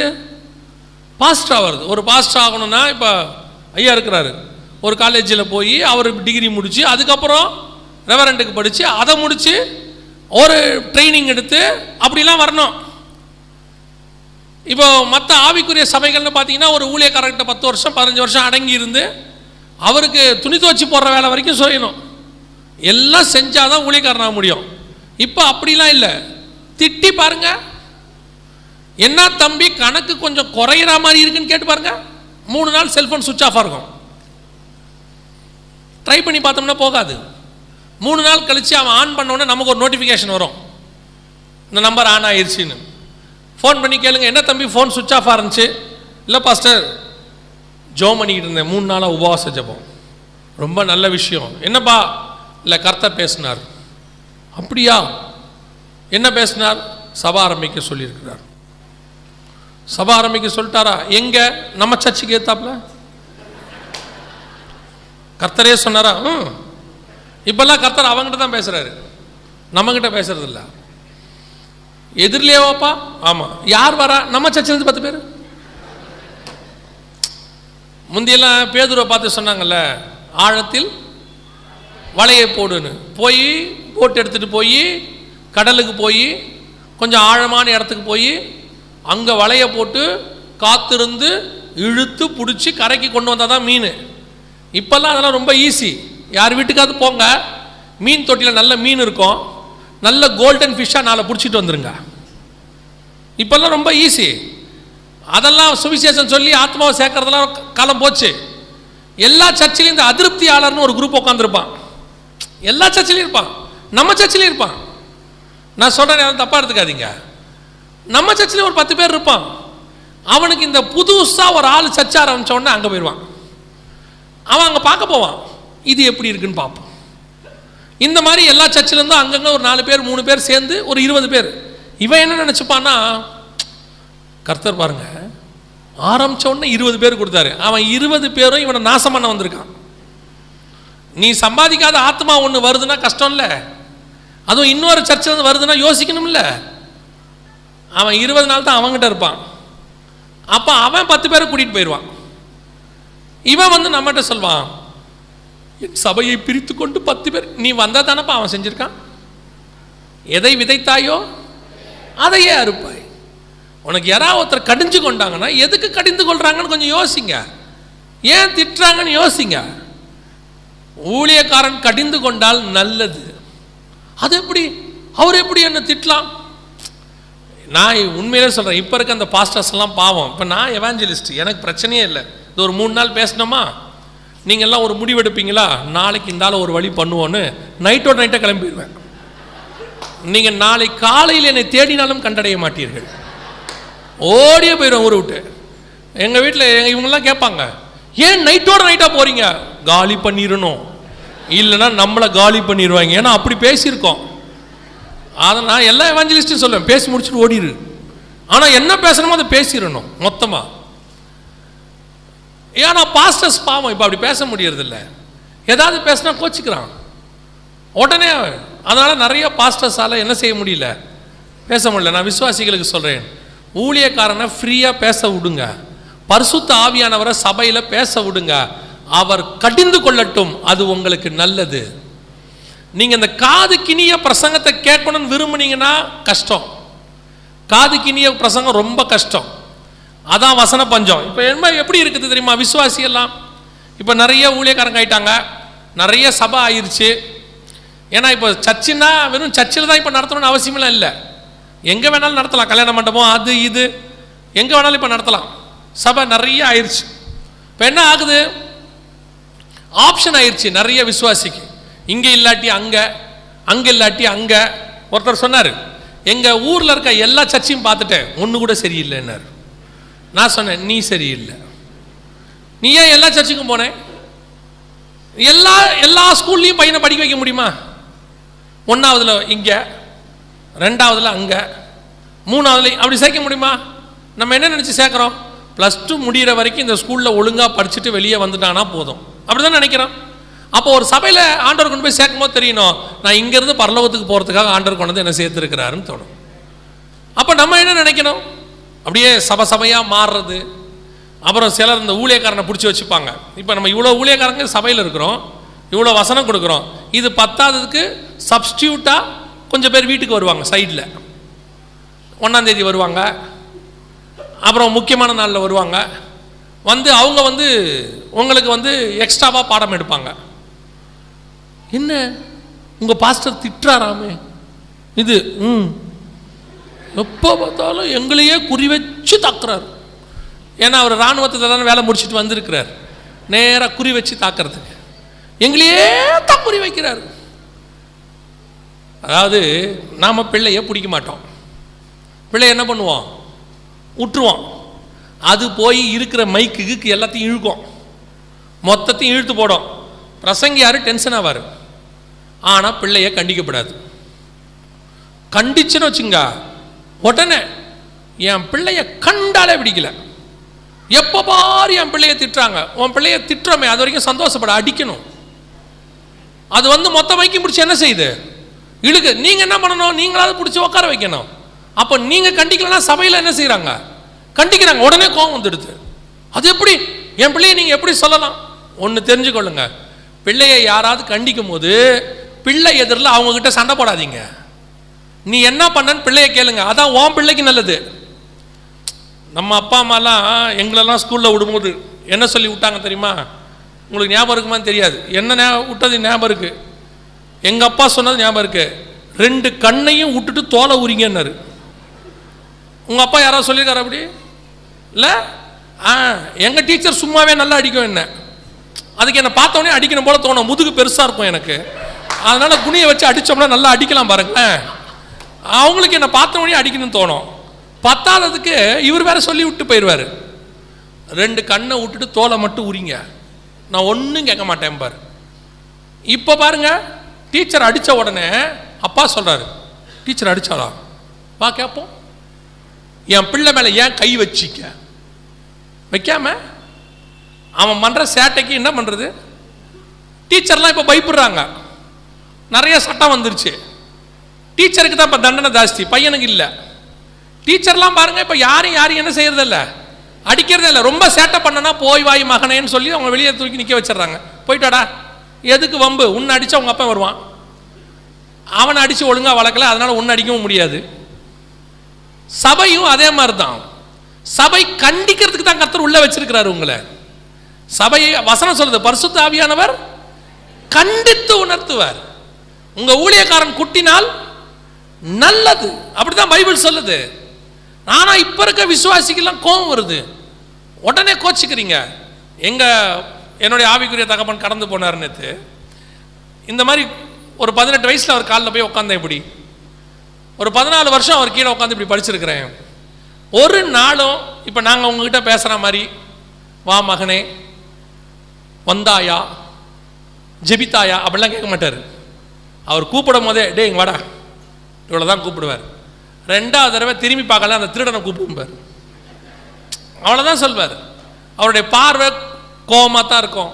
அவர் வாயிலேருந்து நிறைய திட்டு வரும். அவரை பார்க்கும் போதே பயமாக தான் இருக்கும். ஆனால் ஒன்று எனக்கு தெரியும், என் போதகருடைய திட்டு என்னை உருவாக்கி கொண்டிருக்கிறது. அவர் பண்ணதெல்லாம் என்னை உருவாக்குச்சு. இன்னைக்கு உங்களுக்கு அது கஷ்டமாக இருக்குது. நான் சொல்கிறேன், ஊழியக்காரன் போதிக்கிற போதனை உங்களை உருவாக்குவதுக்கு தான். சிலர் வருவான் யூடியூப்பில், அப்புறம் வீட்டுக்கு வருவான். நீங்கள் வச்சுருக்கீங்க தானே சில ஆட்கள், 1ஆம் தேதி ஆனால் வருவான் வாக்குத்தத்த அட்டையை தூக்கிக்கிட்டு. நம்ம தான் ஒரு சர்ச்சு வச்சுருக்கோம், ஒரு ஊழியக்காரன் வச்சுருக்கோம். 10ஆவதுக்கு நீங்கள் வேறு 4-5 பேரை வீட்டுக்கு உள்ளே விட்டுடுறீங்க. அவன் இந்த வருஷம் ஒன்று அப்படி ஆக்குவார் இப்படி ஆக்குவார்னா உங்களுக்கு ஐயோ ஒரே சந்தோஷம். டிவியில் வேற வராங்க, யூடியூப்பில் வேற வராங்க, எல்லாம் ஆளுக்கு உங்களை க்ரஷ் பண்ண. உங்களுக்கு இப்போ எப்படி தோணுது பாருங்க, இவங்கெல்லாம் எவ்வளவு நல்லா பேசுகிறாங்க. கவலைப்படாது, நீ இந்த வருஷம் பலூகி பெருகுவாய். ஏற்கனவே நம்ம வீட்டில் நேராகவே நம்மளால் போக முடியல, நம்மளே சைடில் தான் போகிறோம். போய் உக்காந்தோம்னா நான் என்னையும் சேர்த்தே சொல்கிறேன், சோஃபாவில் சில சோஃபாலாம் கொஞ்சம் உட்காந்தோன்னா உள்ளே போயிடும் பாருங்க. சில வீட்டிலலாம் கிராண்டாக இருக்கும், உள்ளே போயிடும். நம்ம சாப்பிட வேற கொடுத்துருவாங்க. சாப்பிட்டு முடிச்ச பிறகு யாராவது தூக்கி விட்டா தான் வெளியவே வர முடியுது, நம்ம உள்ளே மாட்டிக்கிறோம். இப்போ நமக்கு ஆசீர்வாதம் என்னது? நீ இன்னும் பலூகி பெருகுவாய். தூக்கத்துக்கு 2 பேர் வேணும்னு அர்த்தம். நீங்கள் இதைத்தான் விரும்புகிறீங்க, இதை விரும்பாதீங்க. உண்மை உள்ள மனுஷன் பரிபூர்ண ஆசீர்வாதங்களை பெறுவான். உண்மையாக இருக்கிறது எப்படின்னு பாருங்க, கர்த்தருக்கு பிரியமாக இருக்கிறது எப்படின்னு பாருங்க, தேவனோட சஞ்சரிக்கிறது எப்படின்னு பாருங்க, நித்திய ஜீவனை சுதந்திரிக்கிறது எப்படின்னு பாருங்க, சிலுவை சுமக்கிறது எப்படின்னு பாருங்க. இந்த உலகத்தின் ஆசீர்வாதம் எல்லாம் தானாய் உங்கள் பின்னால் வந்துகிட்டே இருக்கும். நீங்கள் அதை தேடவே வேணாம். கர்த்தர் நடத்துகிற பாதையில் நீங்கள் மட்டும் ஒழுக்கமாக போயிட்டு இருந்தீங்கன்னா நன்மையும் கிருபையும் என்னை தொடரும். இயேசுநாதருக்கு பின்னாடி எல்லா ஆசீர்வாதமும் வருங்க. அவரையே தந்தவர் மற்ற எல்லாவற்றையும் அருளாதிருப்பது எப்படி? இயேசுநாதரே வந்தார்னா எல்லா ஆசீர்வாதமும் வந்துடும். உங்களுக்கு அவன் அடிச்சு விடுறான், இந்த வருஷம் நீ கண்டிப்பா BMW வாங்குவ. யார் பெட்ரோல் போடுறது? 2 வீலருக்கு நம்மளால டேங்க் ஃபில் பண்ண முடியல. கேட்டா சொல்லுவான், BMW கொடுத்த ஆண்டவர் பெட்ரோலுக்கும் காசு கொடுப்பார். உனக்கு என்ன தேவையோ அதை கர்த்தர் கொடுப்பார். உன் வீட்டு வாசல்ல எந்த வண்டி நிற்க வைக்க முடியுமோ அந்த வண்டியை கர்த்தர் உனக்கு நிச்சயம் தருவார். உனக்கு எந்த வண்டி தேவையோ அதான் போதும். நமக்கு எதுக்கு? நமக்கு BMW தேவைப்படுதுன்னா அது ஒரு காலம் வரும்னா அதையும் கொடுப்பார். தேவைப்பட்டா நமக்கு உடனே ஒரு சிலர்லாம் சொல்லி கொடுக்குறான், இந்த கார் பார்க்குறீங்களா, அது மேலே கை வச்சு ஜோம் பண்ணுங்க, கர்த்தர் அதை உனக்கு தருவார். தரமாட்டார். அது எப்படி தருவார்? அதான் அவன் காராச்சே, அவன் ஏற்கனவே வாங்கி ரிஜிஸ்டர் பண்ணி நிற்க வச்சிருக்கான். அது மேலே கை வச்சு இந்த காரை கத்தர் கொடுத்ததுக்காய் ஸ்தோத்திரம் எப்படி தருவார்?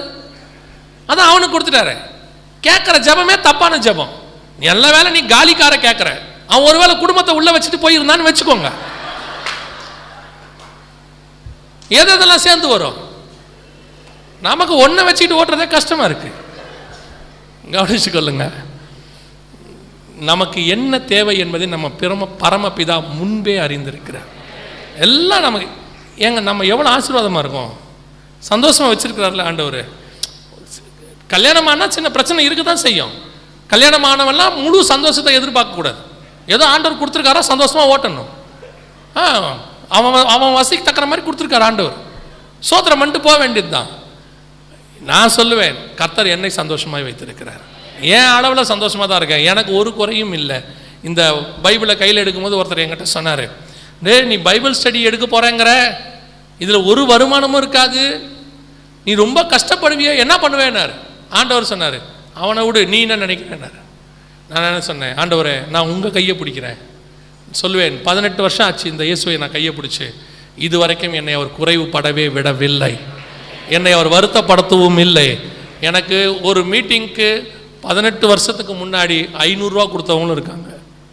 அந்த 500 ரூபாயை வச்சு வாழ்கிறதுக்கு எனக்கு ஆண்டவர் சொல்லி கொடுத்தாரு. இதே மீட்டிங்க்கு சில லட்சங்களை கொடுத்தவங்களும் இருக்கிறாங்க, அதை வச்சு வாழ்கிறதுக்கும் கர்த்தர் எனக்கு சொல்லி கொடுத்தார். நான் சொல்றது புரியுதா? உனக்கு என்ன தேவை என்பதை பரலோகம் அறிந்திருக்கிறது. அதினதின் காலத்தில் அதை நேர்த்தியாய் பரலோகம் தரும்.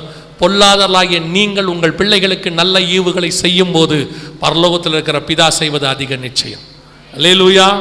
சிலர்லாம் ஆசை காட்டுவான், ஏமாறாதிய, அப்படி அதுக்கு பேர் நிறைய டாக்டரின் வச்சிருக்கிறோம். நீ கேளு கேளு, ஆண்டவர் கொடுப்பாரு. உனக்கு என்ன தேவை என்பது பரலோகம் தெரியும். இது வரைக்கும் தந்த ஆண்டவர் இன்னமும் தருவார். எது ஒன்றுமே எக்ஸஸ் ஆன ஆபத்து, நல்லா தெரிஞ்சுக்கோங்க. போதும் என்ற மனதுடன் கூடிய தெய்வ பக்தியை எது எக்ஸஸ் ஆனாலும் ஆபத்து. உடம்பு எக்ஸஸ் ஆனாலும் ஆபத்து, ஆசீர்வாதம் எக்ஸஸ் ஆனாலும் ஆபத்து, பணம் எக்ஸஸ் ஆனாலும் ஆபத்து. நான் சொல்றது புரியுதா? பீரோவில் சாதாரணமாக ஒரு 10 சவரன் இருந்தால் பிரச்சனை இல்லை, 5 சவரன் இருந்தால் பிரச்சனை இல்லை. 50 இருந்துச்சுன்னு வைங்க, தூக்கம் வராது. ஆமாம் தானே? சாவி எங்கே இருக்கும்?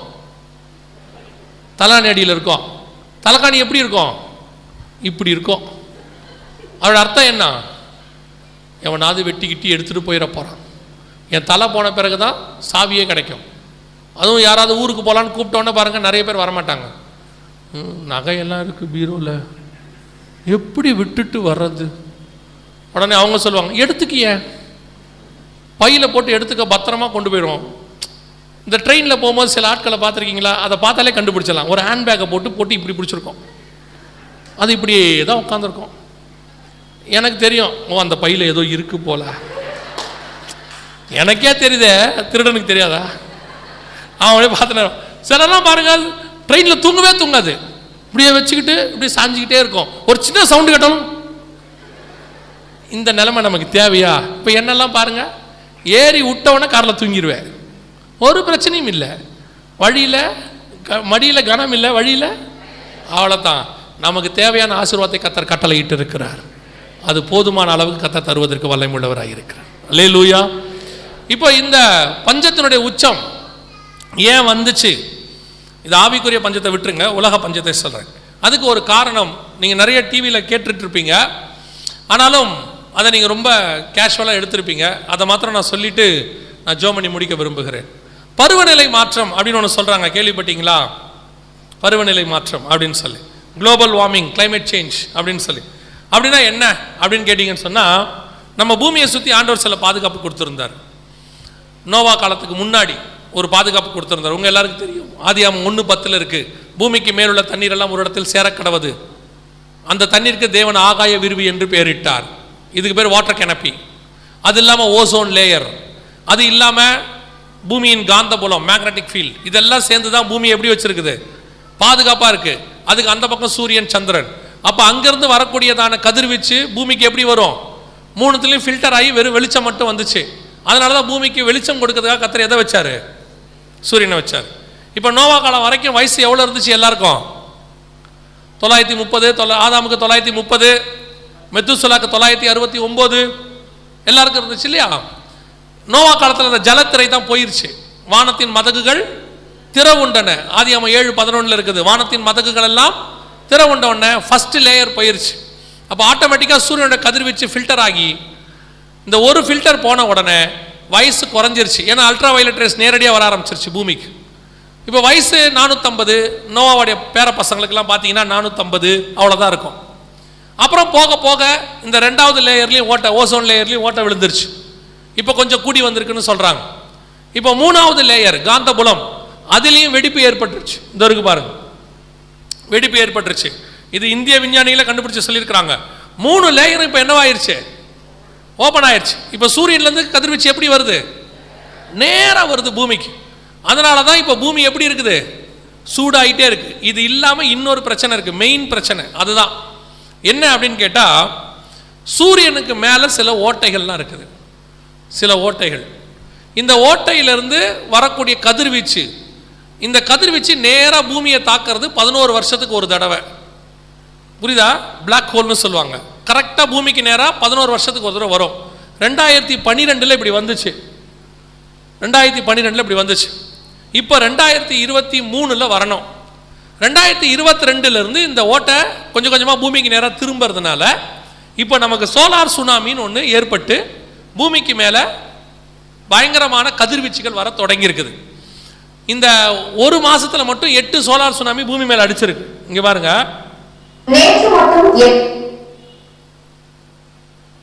நேற்று மட்டும் 8 முறை சூரியகாந்த புயல் பூமியை தாக்கியதாக கொடைக்கானலில் உள்ள வான் இயற்பியல் ஆராய்ச்சி மையம் கண்டறிந்துள்ளது. சூரியன் மேற்பரப்பிலிருந்து வெளியாகும் சக்தி வாய்ந்த காந்த புயல் பூமியின் வளிமண்டலத்தை தாக்கக்கூடும் என்று நாசா ஏற்கனவே எச்சரித்திருந்தது. இதன் தாக்கம் குறித்து கொடைக்கானலில் உள்ள மத்திய அரசின் வான் இயற்பியல் ஆராய்ச்சி மையம் 5 தொலைநோக்கிகள் மூலம் கண்காணித்து வந்தது. சரி, ஸோ இந்த சூரிய புயலை பற்றி நாங்கள் 2012 சொல்லிட்டு இருக்கிறோம். மிகப்பெரிய அளவில் பூமியை தாக்க போது. இதை ஏற்கனவே கண்டுபிடிச்சு சொன்னாங்க. நம்ம வசனத்தின்படி, இப்போ இது வசனத்தின்படி பூமியானது அக்கினிக்கு இரையாய் வைக்கப்பட்டிருக்கு.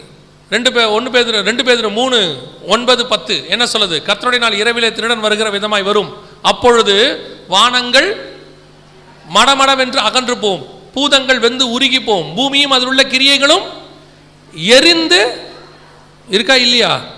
2 பேதுரு 3:9-10 10வது வசனம் இருக்கு இல்லையா? ரைட், போதும். வானங்கள் வெந்து அழிந்து உருகி போகும்னு இருக்கு. ஸோ இப்போ பூமியானது நெருப்பில் தான் அழிய போகுது அப்படின்னு ஆண்டவர் சொல்லி வச்சிருந்தார். இப்போ இந்த நெருப்பானது பூமியை நோக்கி திரும்ப தொடங்கிருச்சு. 11 வருஷத்துக்கு ஒரு முறை இந்த அக்கினி மிக வேகமாக பூமி மேலே மோதுது. இதுக்கு 3 லெவல் இருக்கு. CMXன்னு சொல்லுவாங்க. சினா சின்னது, ஆரம்ப லெவல், எம்னா மாடரேட், மத்திய லெவல், எக்ஸ்னா எக்ஸ்ட்ரீம் லெவல். ஒவ்வொன்றுத்துக்கும் 9 ஸ்டேஜ் இருக்கு. இதெல்லாம் சேர்ந்து பூமிக்கு மேலே இப்போ வேகமாக அடிக்க தொடங்குது. இப்போ 2023 இந்த சூரிய புயல் பூமியை தாக்கக்கூடியதான ஒரு நிலைமை. இப்போ அதில் போன ஒரு பிப்ரவரி மாதம் 14ஆம் தேதி ஒரு சூரிய புயல் தாக்கி 40 சேட்டலைட் எரிஞ்சு போச்சு. சமீபத்தில் விண்ணில் ஏவப்பட்ட 40 செயற்கைக்கோள்கள் சூரிய புயலால் எரிந்து நாசமாகியுள்ளது. சூரிய புயல் பூமியை தாக்கினால் ஏற்படும் ஆபத்துகள் என்னென்ன என்பதை அலசுகிறது இந்த செய்தி தொகுப்பு. சரி, இதெல்லாம் நமக்கு நேரம் இல்லை, விஷயத்தை மட்டும் சொல்கிறேன். நீங்கள் போய் பாருங்கள், எல்லாமே யூடியூப்பில் இருக்குது, நெட்டில் இருக்குது. நீங்கள் சோலார் சுனாமின்னு படித்து பாருங்கள், எல்லாம் தெரியும். ஸோ இப்போ ஆண்டவர் சொன்ன பூமிக்கு நேராக வர வேண்டியதான அக்கினியானது உருவாக தொடங்கிருச்சு. இப்போ சூரியனோட மேல் பரப்பில் ஓட்டை பெருசாகிருச்சு, ஆகிட்டே இருக்குது. அதிலிருந்து வரக்கூடிய கதிர்வீச்சு பூமிக்கு மேலே வேகமாக தாக்க தொடங்குது. இது ஒன்று, இது ஒரு பக்கம். 2வது குளோபல் வார்மிங், அதாவது பூமி வெப்பமயமாகுதல், புவி பருவநிலை மாற்றம். அப்படின்னா என்ன அப்படின்னு கேட்டிங்கன்னு சொன்னால், இது ஒரு சிம்பிள் விஷயந்தான். கொஞ்சம் நீங்கள் கவனிச்சிங்கன்னா புரியும். இந்த பூமிக்கு மேலே கர்த்தர் ஒரு அட்மாஸ்பியரிக் ஷீல்டு ஒன்று கொடுத்துருக்காரு. அதுக்கு பேர் க்ரீன் ஹவுஸ்ன்னு பேர். அப்படி ஒரு பாதுகாப்பு வளையம் கேடக மாதிரி இருக்கும். இப்போ நம்ம அது திரை மாதிரி இருக்கும், கண்ணுக்கு தெரியாது, அது ஒரு திரை அப்படி இருக்கும். இப்போ பூமியிலேருந்து வரக்கூடிய ஆக்சிஜன் எது ஆதாம படைக்கும் போது, மரம் செடி கொடியெல்லாம் படைச்சிட்டு தான் ஆதாம படைச்சார். 3ஆம் நாளில் மரம் செடி கொடியெல்லாம் படைச்சார், 6ஆம் நாளில் ஆதாம படைச்சார். அவனுக்கு தேவையான எல்லா ஆக்சிஜனையும் படைச்சிட்டு ஆதாம படைச்சார். இப்போ இந்த பூமியிலேருந்து போகக்கூடிய மரத்துலேருந்து வரக்கூடிய எல்லா ஆக்சிஜனும் மேலே போயிட்டு திருப்பி என்ன செய்யும்னு கேட்டிங்கன்னு சொன்னால், அப்படியே பூமிக்குள்ளேயே வரும். அப்படி மேலே போயிடக்கூடாதுன்னு கர்த்தர் என்ன பண்ணுறாரு, ஒரு ஷீல்டு மாதிரி போட்டு இடிச்சிட்டு திருப்பி உள்ளேயே வரும். ஸோ 1 மடங்குக்கு 2 மடங்காக என்ன கிடைக்கும், ஆக்சிஜன் கிடைக்கும். யாருக்கு, மனுஷனுக்கு. இதான் கர்த்தர் உருவாக்கி வச்சது. அதனால தான் மனுஷனுக்கு வந்து நீடித்த ஆயுஸ் கர்த்தர் கொடுத்தது. இப்போ அவன் பழம் சாப்பிட்டான், பழம் சாப்பிட்ட உடனே இவன் நேராக ஓடி போய் எங்கே ஒளிஞ்சிக்கிட்டான்? மரத்துக்கு பின்னாடி ஒளிஞ்சிக்கிட்டான். ஏன் அப்படின்னு கேட்டிங்கன்னா, இவனுக்கு முதல்ல ஆக்சிஜனை ஊதுனது யாரு? ஆண்டவர் தான் ஊதினார். அல்மைட்டி ஆக்சிஜன், அதுதான் ஒரிஜினல் ஆக்சிஜன். இவர் தான் ஜீவ சுவாசத்தை ஊதினார். இந்த அல்மைட்டி ஆக்சிஜனை விட்டுட்டு இப்போ அவன் ஆல்டர்னேட் ஆக்சிஜனுக்கு போயிட்டான். எது ஆல்டர்னேட்டு? மரத்துலேருந்து வர்றது, அங்கே போயிட்டான். கர்த்தர் பாருங்க, ஒருவேளை நீ என்னை விட்டு போனா கூட உனக்கு என்ன கிடைக்கணும்? ஆக்சிஜன் கிடைக்கணும். நீ செத்துறக்கூடாதுன்ட்டு ஆண்டவர் எதை வச்சாரு? மரத்தை வச்சார். எவ்வளோ நல்ல ஆண்டவர் பாருங்க. இப்போ பிசாசு பார்த்தான், உங்களை விட்டு போனவன் கூட நல்லா இருக்கணும்னு நீங்கள் நினைக்கிறீங்க, சரின்னு சொல்லிட்டு மனுஷன் கையாலேயே எதை வெட்டினான்? மரத்தை வெட்டினான். வீடு வேணுமா? எதை வெட்டு? ஃபஸ்ட்டு இடம் உண்டாக்கணும்ல, எதை வெட்டணும்? இப்போ அடுத்து ரோடு வேணுமா? அடுத்து எதை வெட்டணும்? மரத்தை வெட்டு. ரோட்டில் வண்டி ஓட்டணுமா? மாட்டு வண்டியோ எந்த வண்டியோ, அதை ஓட்டுறதுக்கு என்ன வேணும்? மரம் வேணும். அப்போ அதுக்கு என்ன வெட்டு? மரத்தை வெட்டு. இப்படி மரத்தை வெட்டி வெட்டி வெட்டி வெட்டி ஒரு மரமும் ஒரு ஆக்சிஜன் பங்கு, பெட்ரோல் பங்கு மாதிரி எல்லாத்தையும் வெட்ட வெட்ட வெட்ட இதுக்கு பதிலாக மனுஷன் கொண்டு வந்தது என்னது? ரோடை போட்டாச்சு. ரோட்டுக்கு பதிலாக அந்த ரோட்டில் வண்டி ஓட்டணும். வண்டி ஓட்டினா கார்பன் டை ஆக்சைடு தான் வரும், வெளியே மீத்தேன் தான் வரும். எல்லாத்தையும் வெட்டி ஃபேக்ட்ரி செஞ்சாச்சு. ஃபேக்ட்ரியிலேருந்து வரக்கூடியது என்ன வரும்? Carbon di oxide. இப்போ இதெல்லாம் மேலே போய் திரும்பி என்ன ஆகும்? பூமிக்குள்ளேயே வரும். இப்போ ஆக்சிஜன் போய் ஆக்சிஜன் வந்ததுக்கு பதிலாக இப்போ எது போயிட்டு எது வருது? கார்பன் டை ஆக்சைடு போய் கார்பன். இதுக்கு பேர் தான் என்னது? Global warming. பூமியானது வெப்பமாயிருச்சு, அதிகமாக சூடாயிருச்சு. கர்த்தர் மனுஷனை படைக்கும் போது சிலர் சொல்றான்ல, காட்டு மிராண்டியா படிச்சாரு. உங்களுக்குலாம் அந்த புக்கில் போட்டிருப்பாங்க தெரியுமா? குரங்கு கொஞ்சம் கொஞ்சமாக நிமிந்து அது நிற்கும், முழுசா நிற்கும் தெரியுமா? இதுக்கு இன்னும் ப்ரூஃப் கிடையாது, இன்னைக்கும் ப்ரூஃப் கிடையாது. மனுஷ குரோமோசோனுக்கும் குரங்கு குரோமோசோனுக்கும் என்ன கிடையாது? நிறைய டிஃப்ரென்சஸ் இருக்குது. குரங்குல இருந்தெல்லாம் மனுஷன் வரவே இல்லை. அது எவால்வேஷன் தியரி, அது பொய். உண்மை என்னன்னா, கர்த்தர் மனுஷனை படைத்தார், தேவ சாயலாகவும் தேவ ரூபத்தின்படியையும் படைத்தாரன் தான் இருக்கு. மனுஷன் என்னமோ காட்டு மிராண்டியா படைஞ்சு அவன் கொஞ்சம் கொஞ்சமாக வளர்ச்சி அடைஞ்சு அவனுக்கு அறிவு வந்த மாதிரி சொல்கிறான். ஆதாமை படைக்கும் போதே கர்த்தர் எப்படி தான் படைச்சாரு? சர்வ ஞானத்தோடு தான் படைச்சார். வசனம் சொல்லுது, அவன் அவைகளுக்கு என்ன பேரிட்டானோ அது அப்படியே ஆயிற்று. ஏவாளை பார்த்து அவன் பேர் வைக்கும் போது ஃபஸ்ட்டு பழம் சாப்பிட்றதுக்கு முன்னாடி எப்படி வச்சான் தெரியுமா? பேர், இவள் என் எலும்பில் எலும்பும் என் மாம்சத்தில். அவள் கிரியேஷனை பார்த்து வைக்கிறான் பேர். நம்மளாம் ஒரு ஆளை பார்த்து தானே பேர் வைப்போம். சிவப்பாக இருந்துச்சுன்னா வெள்ளச்சாமின்னு பேர் வைப்போம், கருப்பாக இருந்துச்சுன்னா கருப்பண்ணசாமின்னு பேர் வைப்போம் இல்லையா? நம்ம பேர் வைக்கும்போது எப்படி வைக்கிறோம்? வெளியே பார்க்கறதுக்கு எங்கள் அம்மாவோடைய தாத்தா இருந்தாங்க, பாட்டி ஒருத்தர் இருந்தாங்க, அவங்கள மாதிரியா இருக்குன்னு பொன்னம்மான்னு பேர் வைப்பான். ஏன்னா அவங்கள மாதிரி இருந்துச்சு.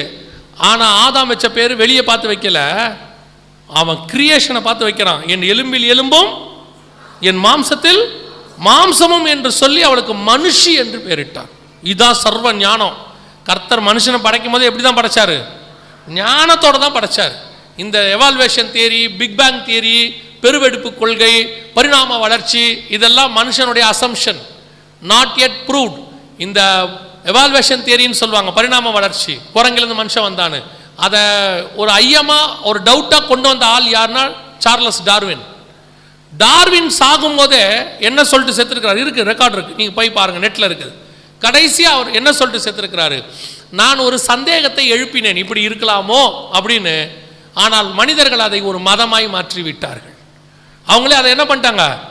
ஒரு ரிலிஜன் ஆக்கி, ஏத்திசம்னு ஒன்று உருவாக்கி கடவுளே இல்லைன்னு சொல்லிட்டாங்க.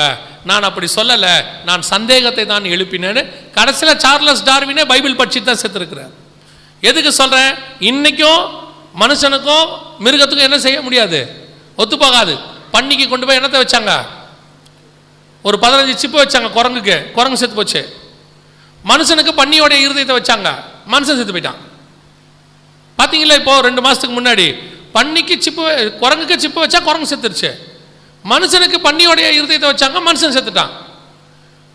அவனுக்கு எது எது வேணுமோ அது தான் வைக்கணும். இந்த அறிவின் பெருக்கம் நோய் பெருக்கம், இன்னைக்கு அதான் நடக்குது. ஸோ இப்போ என்ன ஆச்சு? முழுக்க முழுக்க கார்பன் டை ஆக்சைடு வந்து குளோபல் வார்மிங் இன்க்ரீஸ் ஆயிடுச்சு.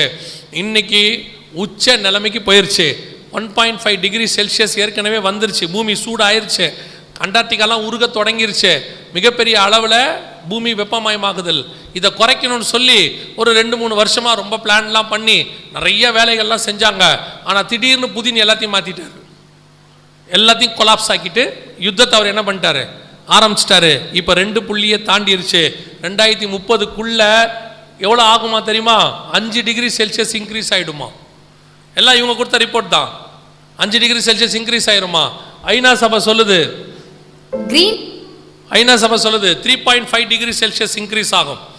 இது பூமியை அழிக்கக்கூடிய அளவிற்கு சக்தி வாய்ந்ததாக இருக்குமா?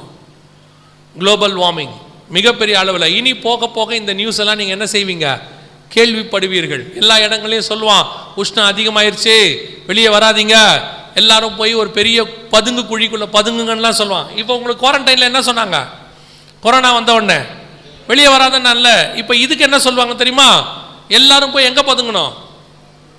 நான் சொல்லலை, வாசிங்க. வெளிப்படுத்தின விசேஷம் 6ஆம் அதிகாரம் 15வது வசனத்தை வாசிங்க. பூமியின் ராஜாக்களும் பெரியோர்களும் ஐஸ்வர்யவான்களும் சேனை தலைவர்களும் பலவான்களும் சுயாதீனர் யாவரும் அடிமைகள் யாவரும் பர்வதங்களின் குகைகளிலும் கண்மலையிலும் ஒளிந்து கொள்வார்கள். அப்படிதான் வசனம் இருக்கு, தெளிவா இருக்கு. இதே காரியம் ஓசியா 10:8 இருக்கு. இதே காரியம் ஏசாயா 2 இருக்கு. கர்த்தர் சொன்னபடி பெரிய பெரிய குழிகளை தோண்டி பதுங்கிக் கொள்வாங்கன்னு எத்தனாயிரம் வருஷத்துக்கு முன்னாடி இருக்கு? 2000 வருஷத்துக்கு முன்னாடி. இப்போ இந்த குளோபல் வார்மிங் எல்லாம் கால்குலேட் பண்ணவங்க என்ன சொல்றாங்க?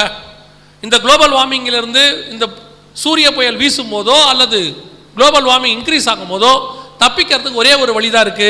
பெரிய பெரிய மலைகள் தோண்டி அந்த மலைகளுக்கு அடியில் போய் பதுங்கி கொண்டா தப்பிக்க முடியும்னு சொல்லி இவங்க எல்லாரும், ரஷ்யா, இது அமெரிக்கா உருவாக்கி இருக்குது. 100 அண்டர் கிரவுண்ட் சிட்டி உருவாக்கி இருக்குது. இது நார்வே, CNN வந்த செய்தி பின்னாடி தெரியுது பாருங்க. அதில் உலகத்தில் இருக்கிற எல்லா மரம் செடி கொடி அத்தனையினுடைய சாம்பிள்ஸையும் கொண்டு போய் வச்சாச்சு.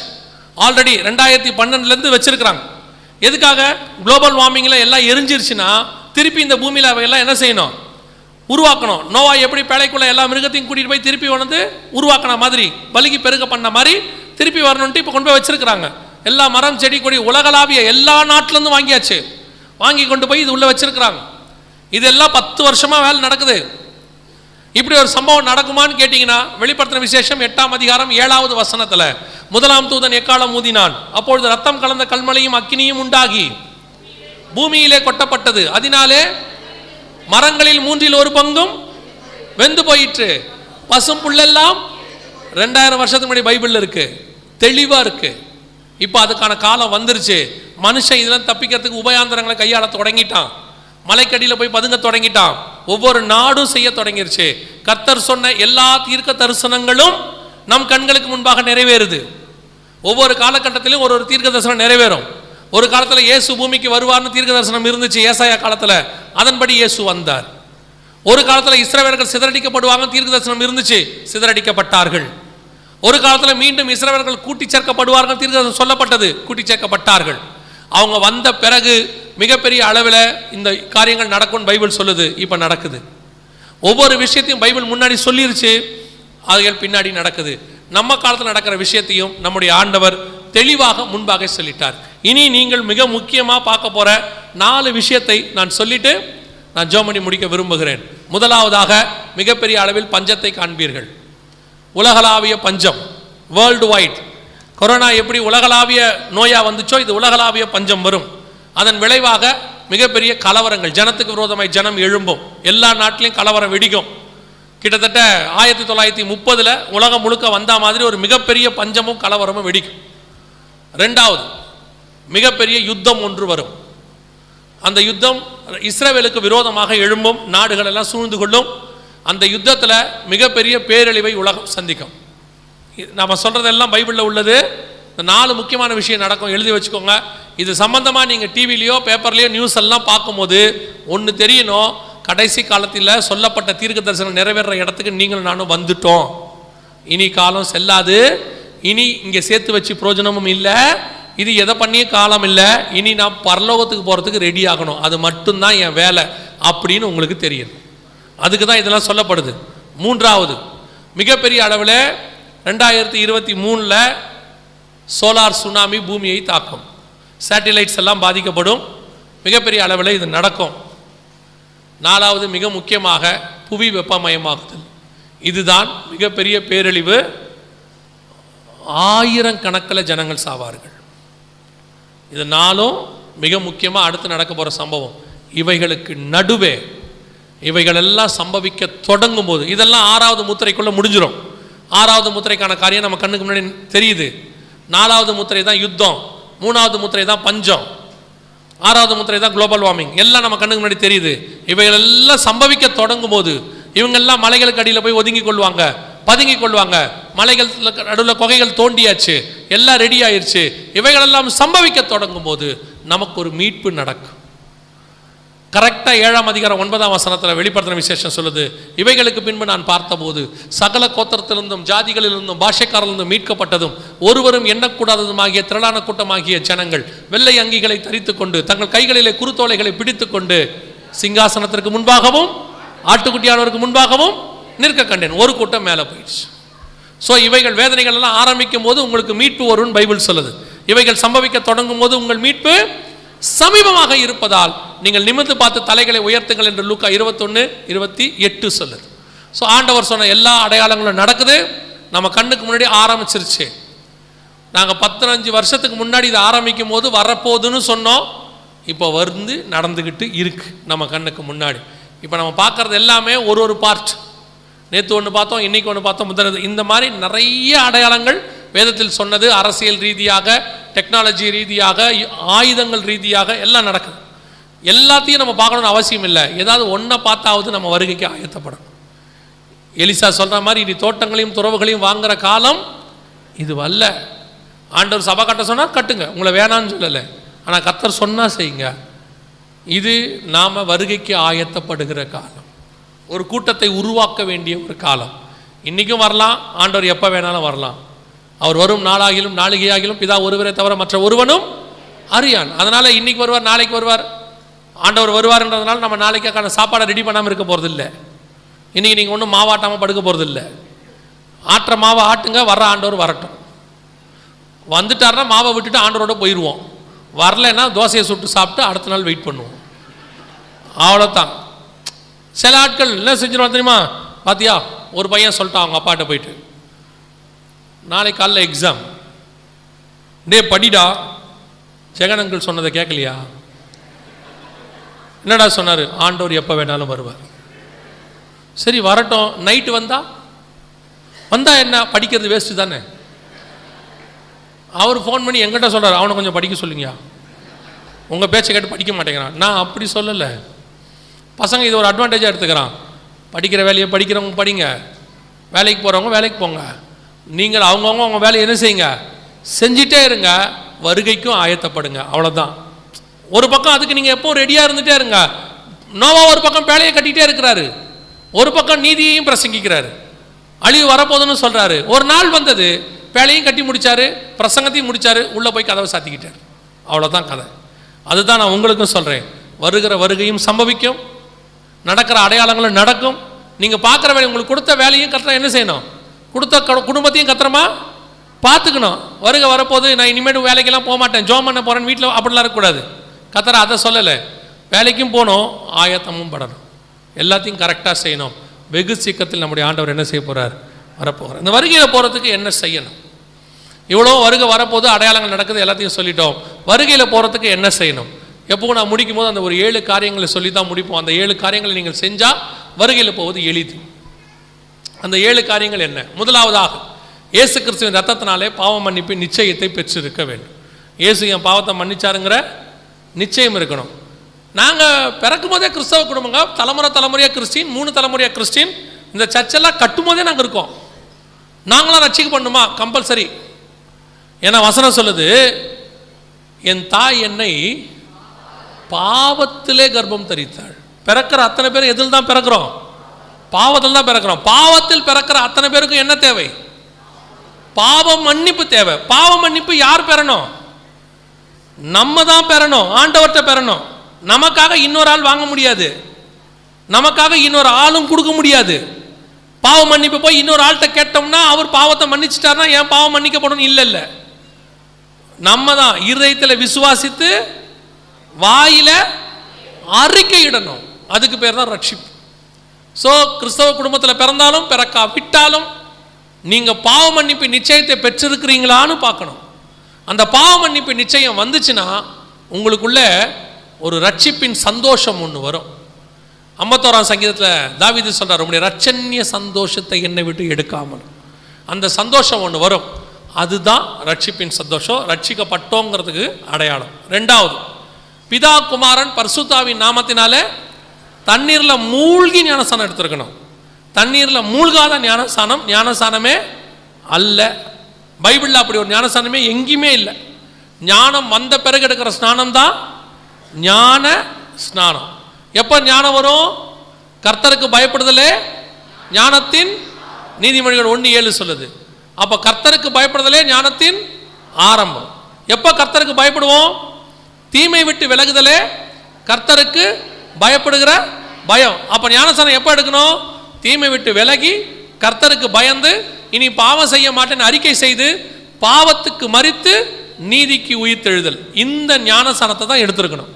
இதுதான் கர்த்தர் சொல்ற ஞானஸ்நானம். அதனால தான் எல்லாரும் போய் என்ன பண்ணாங்க? யோவான் ஸ்நானங்கிட்ட தண்ணீர் மிகுதியாயிருந்தபடியினாலே அங்கே போய் ஞானஸ்நானம் எடுத்தோம். ஸோ இந்த ஞானஸ்நானத்தை நீங்கள் கண்டிப்பாக எடுக்கணும். ஒருத்தர் சமீபத்தில் கேட்டு இருந்தார், நீங்கள் குழந்தைகளுக்கு ஞானஸ்நானத்தை பற்றி கொடுக்கக்கூடாதுங்கிறீங்க. இப்போ அந்த செங்கடல் பிளக்கும் போது மோசேயோட ஜனங்கள்லாம் வரும்போது அவங்களோட யார் வந்தாங்க? பிள்ளைகளும் வந்தாங்க. அப்போ பிள்ளைகளுக்கும் ஞானஸ்நானம் எடுத்ததா தானே அர்த்தம் அப்படின்னு சொன்ன. ஏன்னா ஒரு இடத்துல அது ஞானஸ்நானம் பைபிள் சொல்லுது, அது ஒரு வகையான ஞானஸ்நானம். அப்போ அவர் என்ன கேட்குறாரு?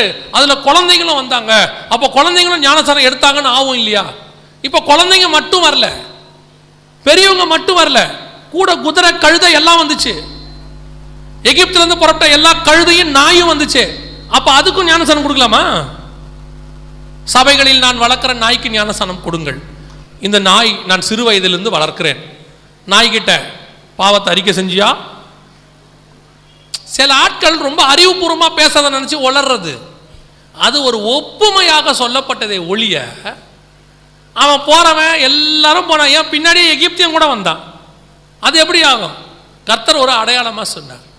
நல்லா கவனிச்சு கொள்ளுங்க. தண்ணியில் மூழ்கி எடுக்கிற ஞானஸ்நானம் தான் ஞானஸ்நானம். மூன்றாவது மிக முக்கியமானது எபேசியர் 4:30, மீட்கப்படும் நாளுக்கென்று முத்திரையான பரிசுத்த ஆவியை துக்கப்படுத்தாதிருங்கள். பரிசுத்தாவின் அபிஷேகத்தை கண்டிப்பாக பெற்றிருக்க வேண்டும். இன்னைக்கு நிறைய பேர் பரிசுத்தாவி இல்லை அப்படிலாம் ஒன்று கிடையாது, அதெல்லாம் ஆளுகை கிடையாது, அது ஒரு பவர் அப்படின்லாம் சொல்றாங்க. பரிசுத்த ஆவியாகிய தேவன், சத்திய ஆவியானவர் உங்களிடத்திலே வரும்போது அப்படின்னு இருக்கு. ஆவியானவர் சபைகளுக்கு சொல்லுகிறதை காது உள்ளவன் கேட்க கடவன். ஆவியானவர்னு இருக்கு, அவர் தான் நமக்கு சொல்லி கொடுக்கிறவர். பரிசுத்த ஆவியானவர் தான் சபையினுடைய மூத்த போதகர். அவர் தான் பாவத்தை குறித்தும் நீதியை குறித்தும் நியாயத்தீர்ப்பை குறித்தும் கண்டித்து உணர்த்துகிறவர். நமக்கு மீட்கப்படும் நாளுக்கென்று முத்திரை அவர். பரிசுத்தாவின் அபிஷேகத்தை கண்டிப்பாக என்ன செய்யணும்? பெற்றிருக்க வேண்டும். அதுக்கு நாங்கள் என்னங்க பண்ணணும்? Very simple. வாஞ்சையும் தவணமுள்ள ஆத்துமாக்களை கர்த்தர், நீங்கள் இன்ட்ரெஸ்டோட ஆண்டவரே என்னை நிரப்புங்கப்பா நீங்கள் ஜெபம் பண்ணும்போது பரிசுத்த ஆவியானவர் உங்களை நிரப்புவார். மாம்சமான யாவர் மேலே என் ஆவியை ஊற்றுவேன்னு வாக்கு தத்தம் பண்ணி இருக்கிறாரு. அந்த வாக்கு தத்தத்தை கேளுங்க. நீங்கள் சொல்லி இருக்கிறீங்க, ஆண்டவரை என்னை நிரப்புங்கன்னு சொல்லுங்க, அவர் நிரப்ப வல்லமை உள்ளவராக இருக்கிறார். நாலாவது, வேறுபாடு உள்ள வாழ்க்கை. அப்போஸ்தலர் நடபடிகள் 2ஆம் அதிகாரம் 40வது வசனம் சொல்லுது, மாறுபாடான சந்ததியை விட்டு விலகி உங்களை ரட்சித்துக் கொள்ளுங்கள்னு இருக்கு. வேறுபாடு உள்ள வாழ்க்கை. உங்களுக்கும் உலகத்துக்கு என்ன இருக்கணும்? வேறுபாடு. உலகம் வேறு, நாம வேற. நாம உலகத்தில் தான் இருக்கிறோம், ஆனால் நம்முடைய ஆக்டிவிட்டீஸும் உலகத்தின் ஆக்டிவிட்டீஸும் வேற. நாம பரலோகத்துக்குரியவர்கள், அதற்கென்று கர்த்தர் வேறு பிரிச்சிருக்கிறாரு. நாம அவங்க சாப்பிட்ற சாப்பாடு தான் சாப்பிட்றோம், நம்ம சாப்பிட்ற சாப்பாடு தான் அவங்களும் சாப்பிட்றாங்க. அதை ஆண்டவர் சொல்ல, நம் சிந்தனை வேறு, நம்முடைய எதிர்பார்ப்பு வேறு, நம்முடைய வாஞ்சை வேறு, நம்முடைய முடிவு வேறு. நாம் இந்த பூமிக்குள்ள இருந்தாலும் இந்த உலகம் நமக்கு சொந்தம் இல்லை. உலகம் என் பின்னே, சிலுவை என் முன்னே. நாம் அப்படி போனோம். இன்னைக்கு நிறைய பேர் சபைக்குள்ள உலகத்தை கொண்டாந்துடுறாங்க. கடைசி காலம் பாருங்க, சபையில் உலகத்தில் நடக்கிறதெல்லாம் எங்கே இருக்குது?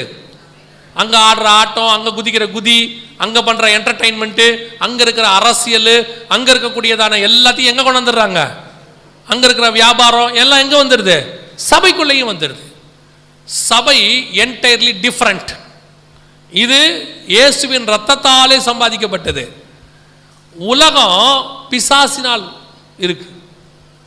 அப்போ நம்ம அந்த காரியத்தை இங்கே ஃபாலோ பண்ண கூடாது. நம்மளை பார்த்து உலகம் கற்றுக்கணும், இதுதான் பரிசுத்தம் என்று சொல்லி எனக்கு ஆண்டவர் சொல்லி கொடுத்தார்.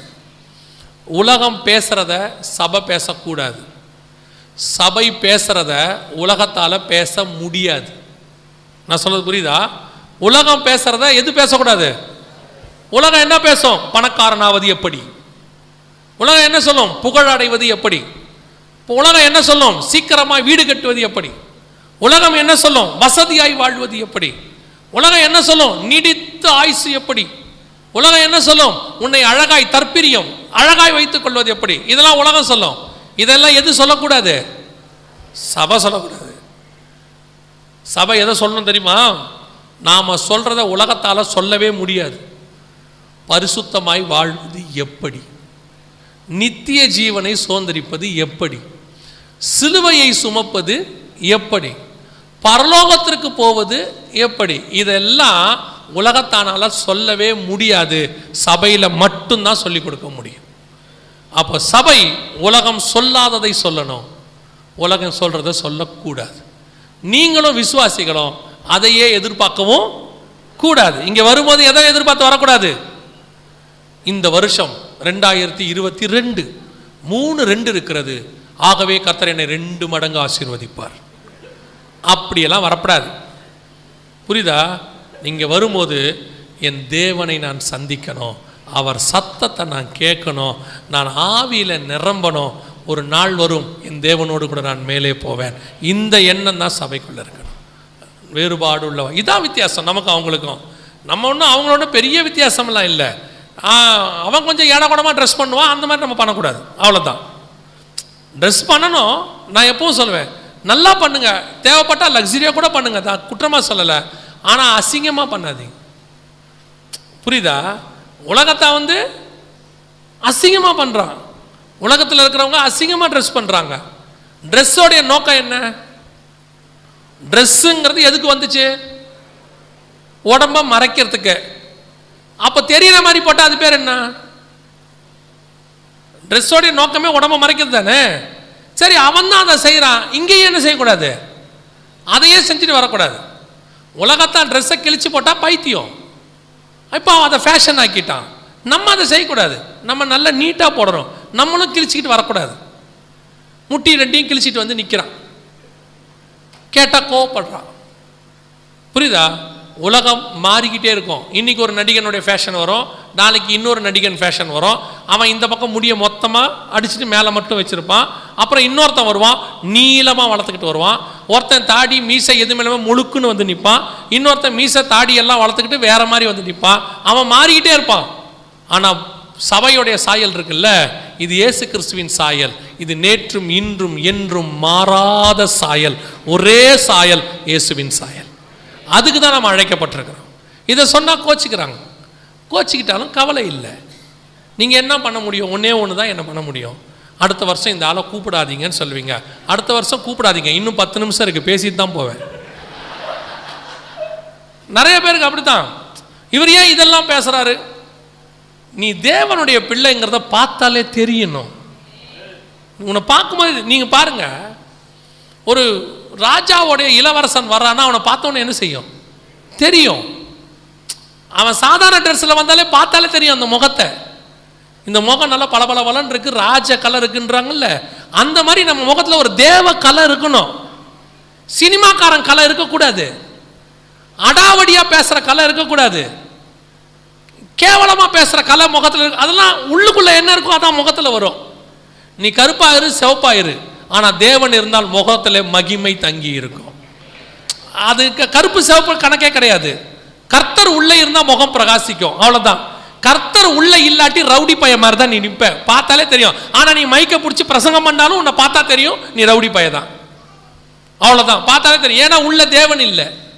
உள்ள தேவன் இருந்தால் நீ வேற மாதிரி இருப்ப. இதுதான் வேறுபாடு உள்ள வாழ்க்கை. 5வது, சுவிசேஷம் அறிவித்தல் உங்கள் மேல் விழுந்த கடமை. You must preach gospel. கண்டிப்பா சுவிசேஷம் சொல்லியே ஆகணும். அது உங்கள் மேல் விழுந்த கடமை. சொல்லாவிட்டால் உங்களுக்கு ஐயோ. ஏன் ஆண்டவர் சொல்றாரு? இந்த பூமியிலேருந்து போகும்போது நீங்க கொண்டு போக போறது ஒன்னே ஒன்று தான், நீங்க சம்பாதிக்கிற ஆத்துமா. வேற எதையும் கொண்டு போக முடியாது. நீங்க வச்சிருக்கிறது என்ன வேணா வச்சுக்கோங்க, நகை, நட்டு, போல்ட்டு, ஸ்க்ரூ டிரைவர், ஸ்பேனரு, உங்க அம்மாவுக்கு அவங்க அம்மா கொடுத்த புடவை, அவங்க அப்பாவுக்கு அவங்க அப்பா கொடுத்தது, சங்குல பால் ஊற்றின சங்கு, அப்புறம் ஒரு ட்ரங்க் பெட்டி, அப்புறம் அந்த கட்டிலுக்கு கீழே இருக்கிறதான ஒரு போல்ட் நட்டு பாக்ஸு, அதெல்லாம் க்ளீன் பண்ணாமையே தூசி தட்டி 10 வருஷமானாலும் இருக்கும். அந்த அம்மா க்ளீன் பண்ண போனால் அந்த ஆள் உடவ மாட்டார். அதெல்லாம் எடுக்காது. அதெல்லாம் தேவைப்படும். எப்போ தேவைப்படும்? தேவைப்படும். வச்சுக்கோங்க, எல்லாம் வச்சுக்கோங்க. சில வீட்டு பரண மேலே பார்த்தீங்கன்னு சொன்னால் 7-8 பெட்டி இருக்கும், தூசாக இருக்கும், மேலே ஏறவே முடியாது, ஆஸ்மா வந்துடும். கேட்டு பாருங்க, அதெல்லாம் வேணும். அந்த அட்டை பெட்டி வேணும். எதுக்கு? இது எங்கள் பாட்டிக்கு அவங்க பாட்டி சீர் கொடுக்கும்போது வந்த அட்டை பெட்டி. வச்சுக்கோங்க. பெட்டியில் கூட வைக்கவா போகிறான்? எதையும் வைக்க மாட்டான். மேலே போகும்போது மோதிரம் போட்டிருந்தா கூட வெட்டிடுவான். மோதிரத்தை கூட என்ன பண்ணிடுவான்? வெட்டிடுவான். முடியலன்னா கையை வெட்டுவான். அவனுக்கு தேவை மோதிரம், எடுத்துருவான். எங்கள் அப்பாவுக்கு அதெல்லாம் பிடிக்காது அப்படின்னு எடுத்துருவான். ஒன்றும் வராது. போட்டிருக்கிற ட்ரெஸ்ஸு மட்டும்தான். அது கூட என்ன போடுவான் தெரியுமா? எது உதவாதோ அதை தான் மேலே போடுவான். கேட்டால் சொல்லுவான், அவங்க ரொம்ப சிம்பிள். நல்ல பட்டுப்புடவையெல்லாம் எடுத்துருவாங்க. அது வேற சொல்லுவாங்க, எங்கள் அத்தை அப்பயே சொன்னாங்க இதை எனக்கு கொடுத்துற சொல்லி. சந்தோஷமான சிரிப்பை பாருங்க. அதனால் உங்க கூட எதுவும் வராது. வரப்போகிறது ஆத்மா மட்டும்தான். எவ்வளவுக்கு எவ்வளோ ஆத்மாக்களை சம்பாதிக்க முடியுமோ அவ்வளோக்கு ஆத்மாக்களை சந்திங்க. அதான் பைபிள் சொல்லுது, அழிந்து போகிற உலக பொருட்களால் நண்பர்களை சம்பாதித்துக் கொள்ளுங்கள், உங்களை ஏற்றுக்கொள்வார் உண்டாகும்படிக்கு. டெய்லி கையில் செல்ஃபோன் இருக்கு, ஒரு காஸ்பல் போட்டு விடுங்க. உங்களுக்கே தெரியாமல் எவனாவது ரட்சிக்கப்படுவான். நாளைக்கு பரலோகத்தில் கர்த்தர் சொல்லுவார், இது உன் மூலமாய் வந்த ஆத்மான்னு சொல்லுவார். அதுதான் பரலோகத்தில் இருக்கிற உண்மையான சொத்து. வேற எதுவுமே இருக்காது. நீங்கள் இங்கே எவ்வளோ அவார்டு வாங்குங்க, சர்டிஃபிகேட் வாங்குங்க, உங்களுக்கு கொடுத்துருப்பாங்க, யாரை கையில் வேணால் வாங்குங்க, கொடுத்தவரும் அங்கே இருக்க மாட்டார், அவார்டும் இருக்காது. நீங்கள் இருப்பீங்க, ஆனால் நீங்கள் சம்பாதிச்ச ஆத்மா மேலே இருக்கும். அல்லேலூயா. 6வது, இயேசு வருவார் என்பதை ஒவ்வொரு நாளும் விசுவாசிக்கணும். ஏதோ இந்த மாதிரிலாம் வந்து கேட்ட உடனே ஒரு 2-3 நாளைக்கு இருக்கும். போன வருஷம் வந்து சொன்ன உடனே ஒரு வாரத்துக்கு என்ன செஞ்சுருக்கோம்? அது அப்படி இருந்திருக்கும், கண்டிப்பாக இருக்கும். அப்புறம் அதோட என்ன செஞ்சிடும்? மறந்துடும். அதுக்கப்புறம் திருப்பி இந்த வாரம் வச்சு என்ன பண்ணியிருக்கிறோம்? ஒரு கட்டையெல்லாம் போட்டு நெருப்பெல்லாம் போட்டு கொஞ்சம் அனல் ஏற்றி விட்டுருக்குறோம். திருப்பி இன்னொரு ஒரு வாரத்தில் இந்த அனல் அப்படி ஆகக்கூடாது. இது வந்து ஒரு சின்ன ஃபயர் மாதிரி, இது பற்றி எரியணும். சபையில் உட்காந்து வருகைக்காக ஜெபம் பண்ணணும். வசனம் சொல்லுது, அன்னைக்கு உள்ளவர்கள் அவருக்காக காத்திருந்தார்களாம். அப்போஸ்தலர் காலத்தில் என்ன பண்ணாங்களாம்? அன்னைக்கு அவன் காத்திருக்கிறான். அப்போ நம்ம இன்னைக்கு என்ன செய்யணும்? இன்னும் அதிகமாக காத்திருக்கணும். சபையில் அதுக்கான ஒரு கூட்டம் வச்சு ஜெபம் பண்ண வைக்கணும். ஆயத்தப்பட்ட ஜெபம்னு வைக்கணும். வச்சு ஒவ்வொரு நாளும் ஆண்டவர் வருவார்னு விசுவாசி காத்திருக்கணும். இது ஒரு நாளில் போயிடக்கூடாது. இயேசு வருவார் என்பதை ஒவ்வொரு நாளும் என்ன செய்யணும்? விசுவாசிக்கணும். கடைசியாக 7வது, முடிவு பரியந்தம் நிலைநிற்கிறவனே ரட்சிக்கப்படுவான். இந்த 6லும் என்ன செய்யணும்? முடிவு பரியந்தம் நிற்கணும், கடைசி வரைக்கும் நிற்கணும். அடைந்த ரட்சிப்பு, எடுத்த ஞானஸ்நானம், பெற்றுக்கொண்ட அபிஷேகம், வாழ்கிற வேறுபாடுள்ள வாழ்க்கை, சொல்கிற சுவிசேஷம், விசுவாசிக்கிற வருகை, இந்த 6லும் கடைசி வரைக்கும் நீங்கள் நின்னீங்கன்னா வருகையில் போவது எளிது. அல்லேலூயா. ரொம்ப சீக்கிரம் நம்முடைய ஆண்டவர் வரப்போகிறார். நாம் யாவரும் எந்திரிப்போம். நாம் ஜெபிக்க போகிறோம். தேவ சமூகத்தில் ஆண்டவர் நோக்கி பார்க்க போகிறோம். கொஞ்சம் நேரம் நான் எடுத்துட்டேன், கடைசி நாள் தான், கொஞ்சம் அது முடிக்கணுன்றதுனால இன்னொரு 5 நிமிஷம் நான் ஜெபம் பண்ணி பாஸ்டர் கையில் கொடுக்க விரும்புகிறேன். எல்லா கண்களை மூடுவோம். சரியாக ஒரு 5 நிமிஷம் நான் பாஸ்டர் கையில் ஒப்படைச்சிருவேன். அதுக்கப்புறம் அவங்க நடத்துவாங்க. எல்லா கண்களை மூடுவோம். யாரும் கண்ணை திறக்க வேண்டாம். நோ மியூசிக், எதுவுமே வேண்டாம். ஜஸ்ட் எல்லா கண்களை மூடுவோம். இந்த 5 நிமிஷம் நாம் ஜெபிக்கிற 5 நிமிஷம், அவ்வளோதான். இதுதான் இந்த கூட்டத்தினுடைய மிக முக்கியமான 5 நிமிஷம். இவ்வளோ நேரம் பார்த்த இன்ஃபர்மேஷன் பரலோகத்துக்கு கூட்டிகிட்டு போகாது. இது வந்து வருதுன்னு உங்களுக்கு சொல்கிறதுக்கான ஒரு விஷயம்.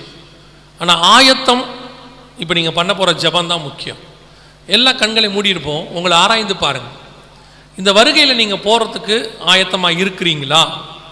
ஒருவேளை இன்னைக்கு இயேசு வருவாரானால் நான் போவேங்கிற நம்பிக்கை உங்களுக்கு இருக்கா? மற்றவங்களை விட்டுருங்க, மற்றவங்களை உங்களை பற்றி என்ன நினைக்கிறாங்கன்றதெல்லாம் விட்டுருங்க. வேதம் என்ன சொல்லுது? நம்மை நாமே நிதானித்து அறிந்தோமானால் நாம் நியாயம் தீர்க்கப்படும். உங்களை நீங்கள் ஆராய்ந்து பாருங்க.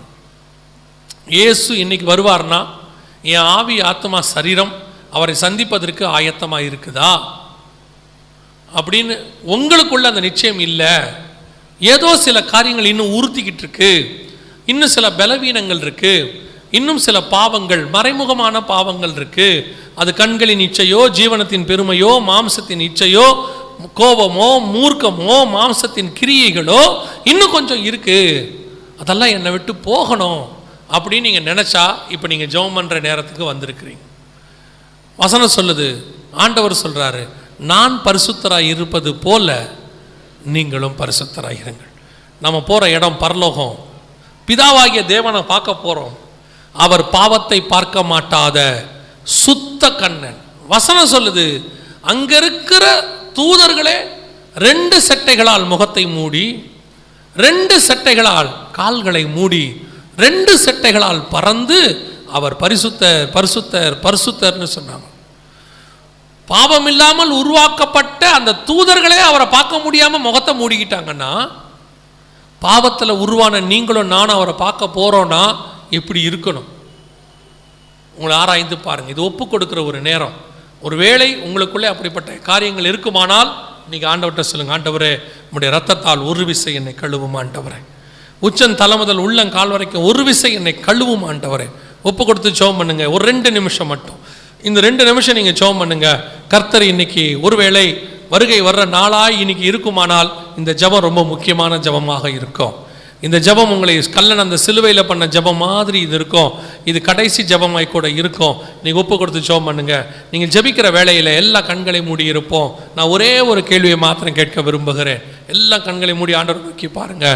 நான் இன்னும் தண்ணியில் மூழ்கி ஞானஸ்நானம் எடுக்கல. இன்னும் தண்ணியில் மூழ்கி நான் எடுக்கல. நான் அந்த ஞானஸ்நானத்தை எடுக்க விரும்புகிறேன். கர்த்தர் என்னோடு கூட பேசி இருக்கிறார். கர்த்தர் என்னோடு கூட இடைப்பட்டிருக்கிறாரு. நான் வருகையில் போகணும். என்னை சுற்றி கடைசி காலத்தினுடைய அடையாளங்கள்லாம் நடக்க தொடங்கிருச்சு. இனி காலம் செல்லாதுன்னு எனக்கு தெரிஞ்சிருச்சு. நான் ஞானஸ்நானம் எடுக்க விரும்புகிறேன்னு சொல்கிறவங்க இருந்தால் உங்கள் வலது கரத்தை உயர்த்துங்க பார்ப்போம். உங்களுக்காக நான் ஜெபிக்க போகிறேன். நான் ஞானஸ்நானத்துக்கு ஒப்பு கொடுக்குறேன்னு சொல்கிறவங்க மாத்திரம் உங்கள் கரங்களை உயர்த்துங்க. வேறு யாராவது இருக்கிறீங்களா? 6 7 8 9 10 14 12 பேர் இருக்கிறாங்க. வேறு யாராவது இருக்கிறீங்களா? நான் உங்களுக்காக ஜெபிக்க தான் போகிறேன். நீங்கள் கூட்டம் முடிஞ்ச உடனே ஐயா ஞானஸ்நானம் கொடுக்கலாமா? எடுக்க விரும்புகிறவங்களுக்கு கொடுக்கலாமா? கூட்டம் முடிஞ்ச உடனே நீங்கள் இங்கே இருக்கிற ஊழியக்காரங்களை வந்து பாருங்கள். அவங்க என்ன செய்யணும்னு உங்களுக்கு சொல்லுவாங்க. வேறு யாராவது இருந்தாலும் உங்கள் கரங்களை உயர்த்துங்க. நான் உங்களுக்காக ஜெபிக்க போகிறேன்.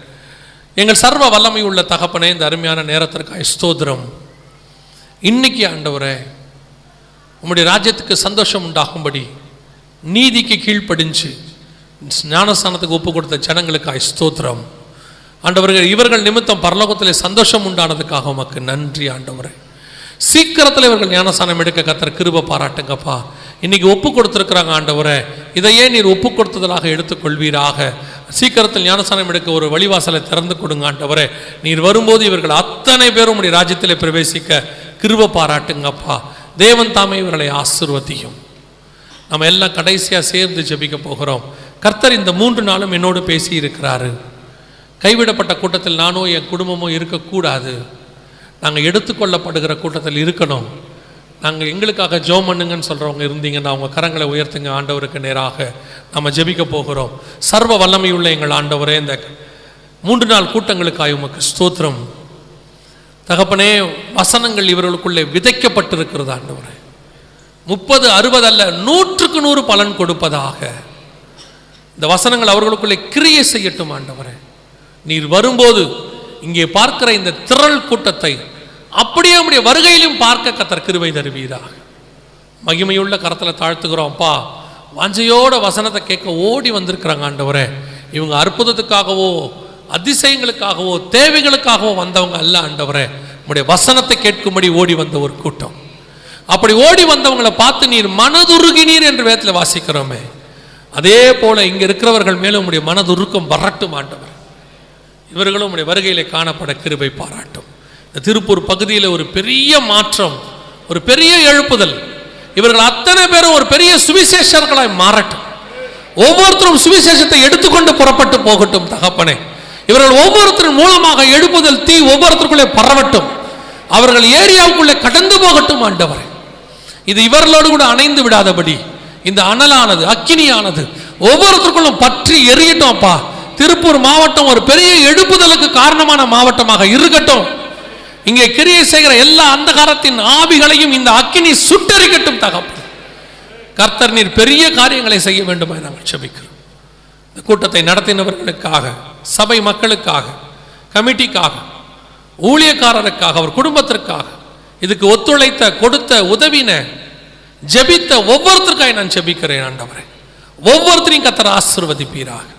உடைய மகிமையுள்ள கரத்தில் எங்களை தாழ்த்துகிறோம் எங்கள் ஆண்டவர் இயேசுவின் நாமத்தில் பிதாவே.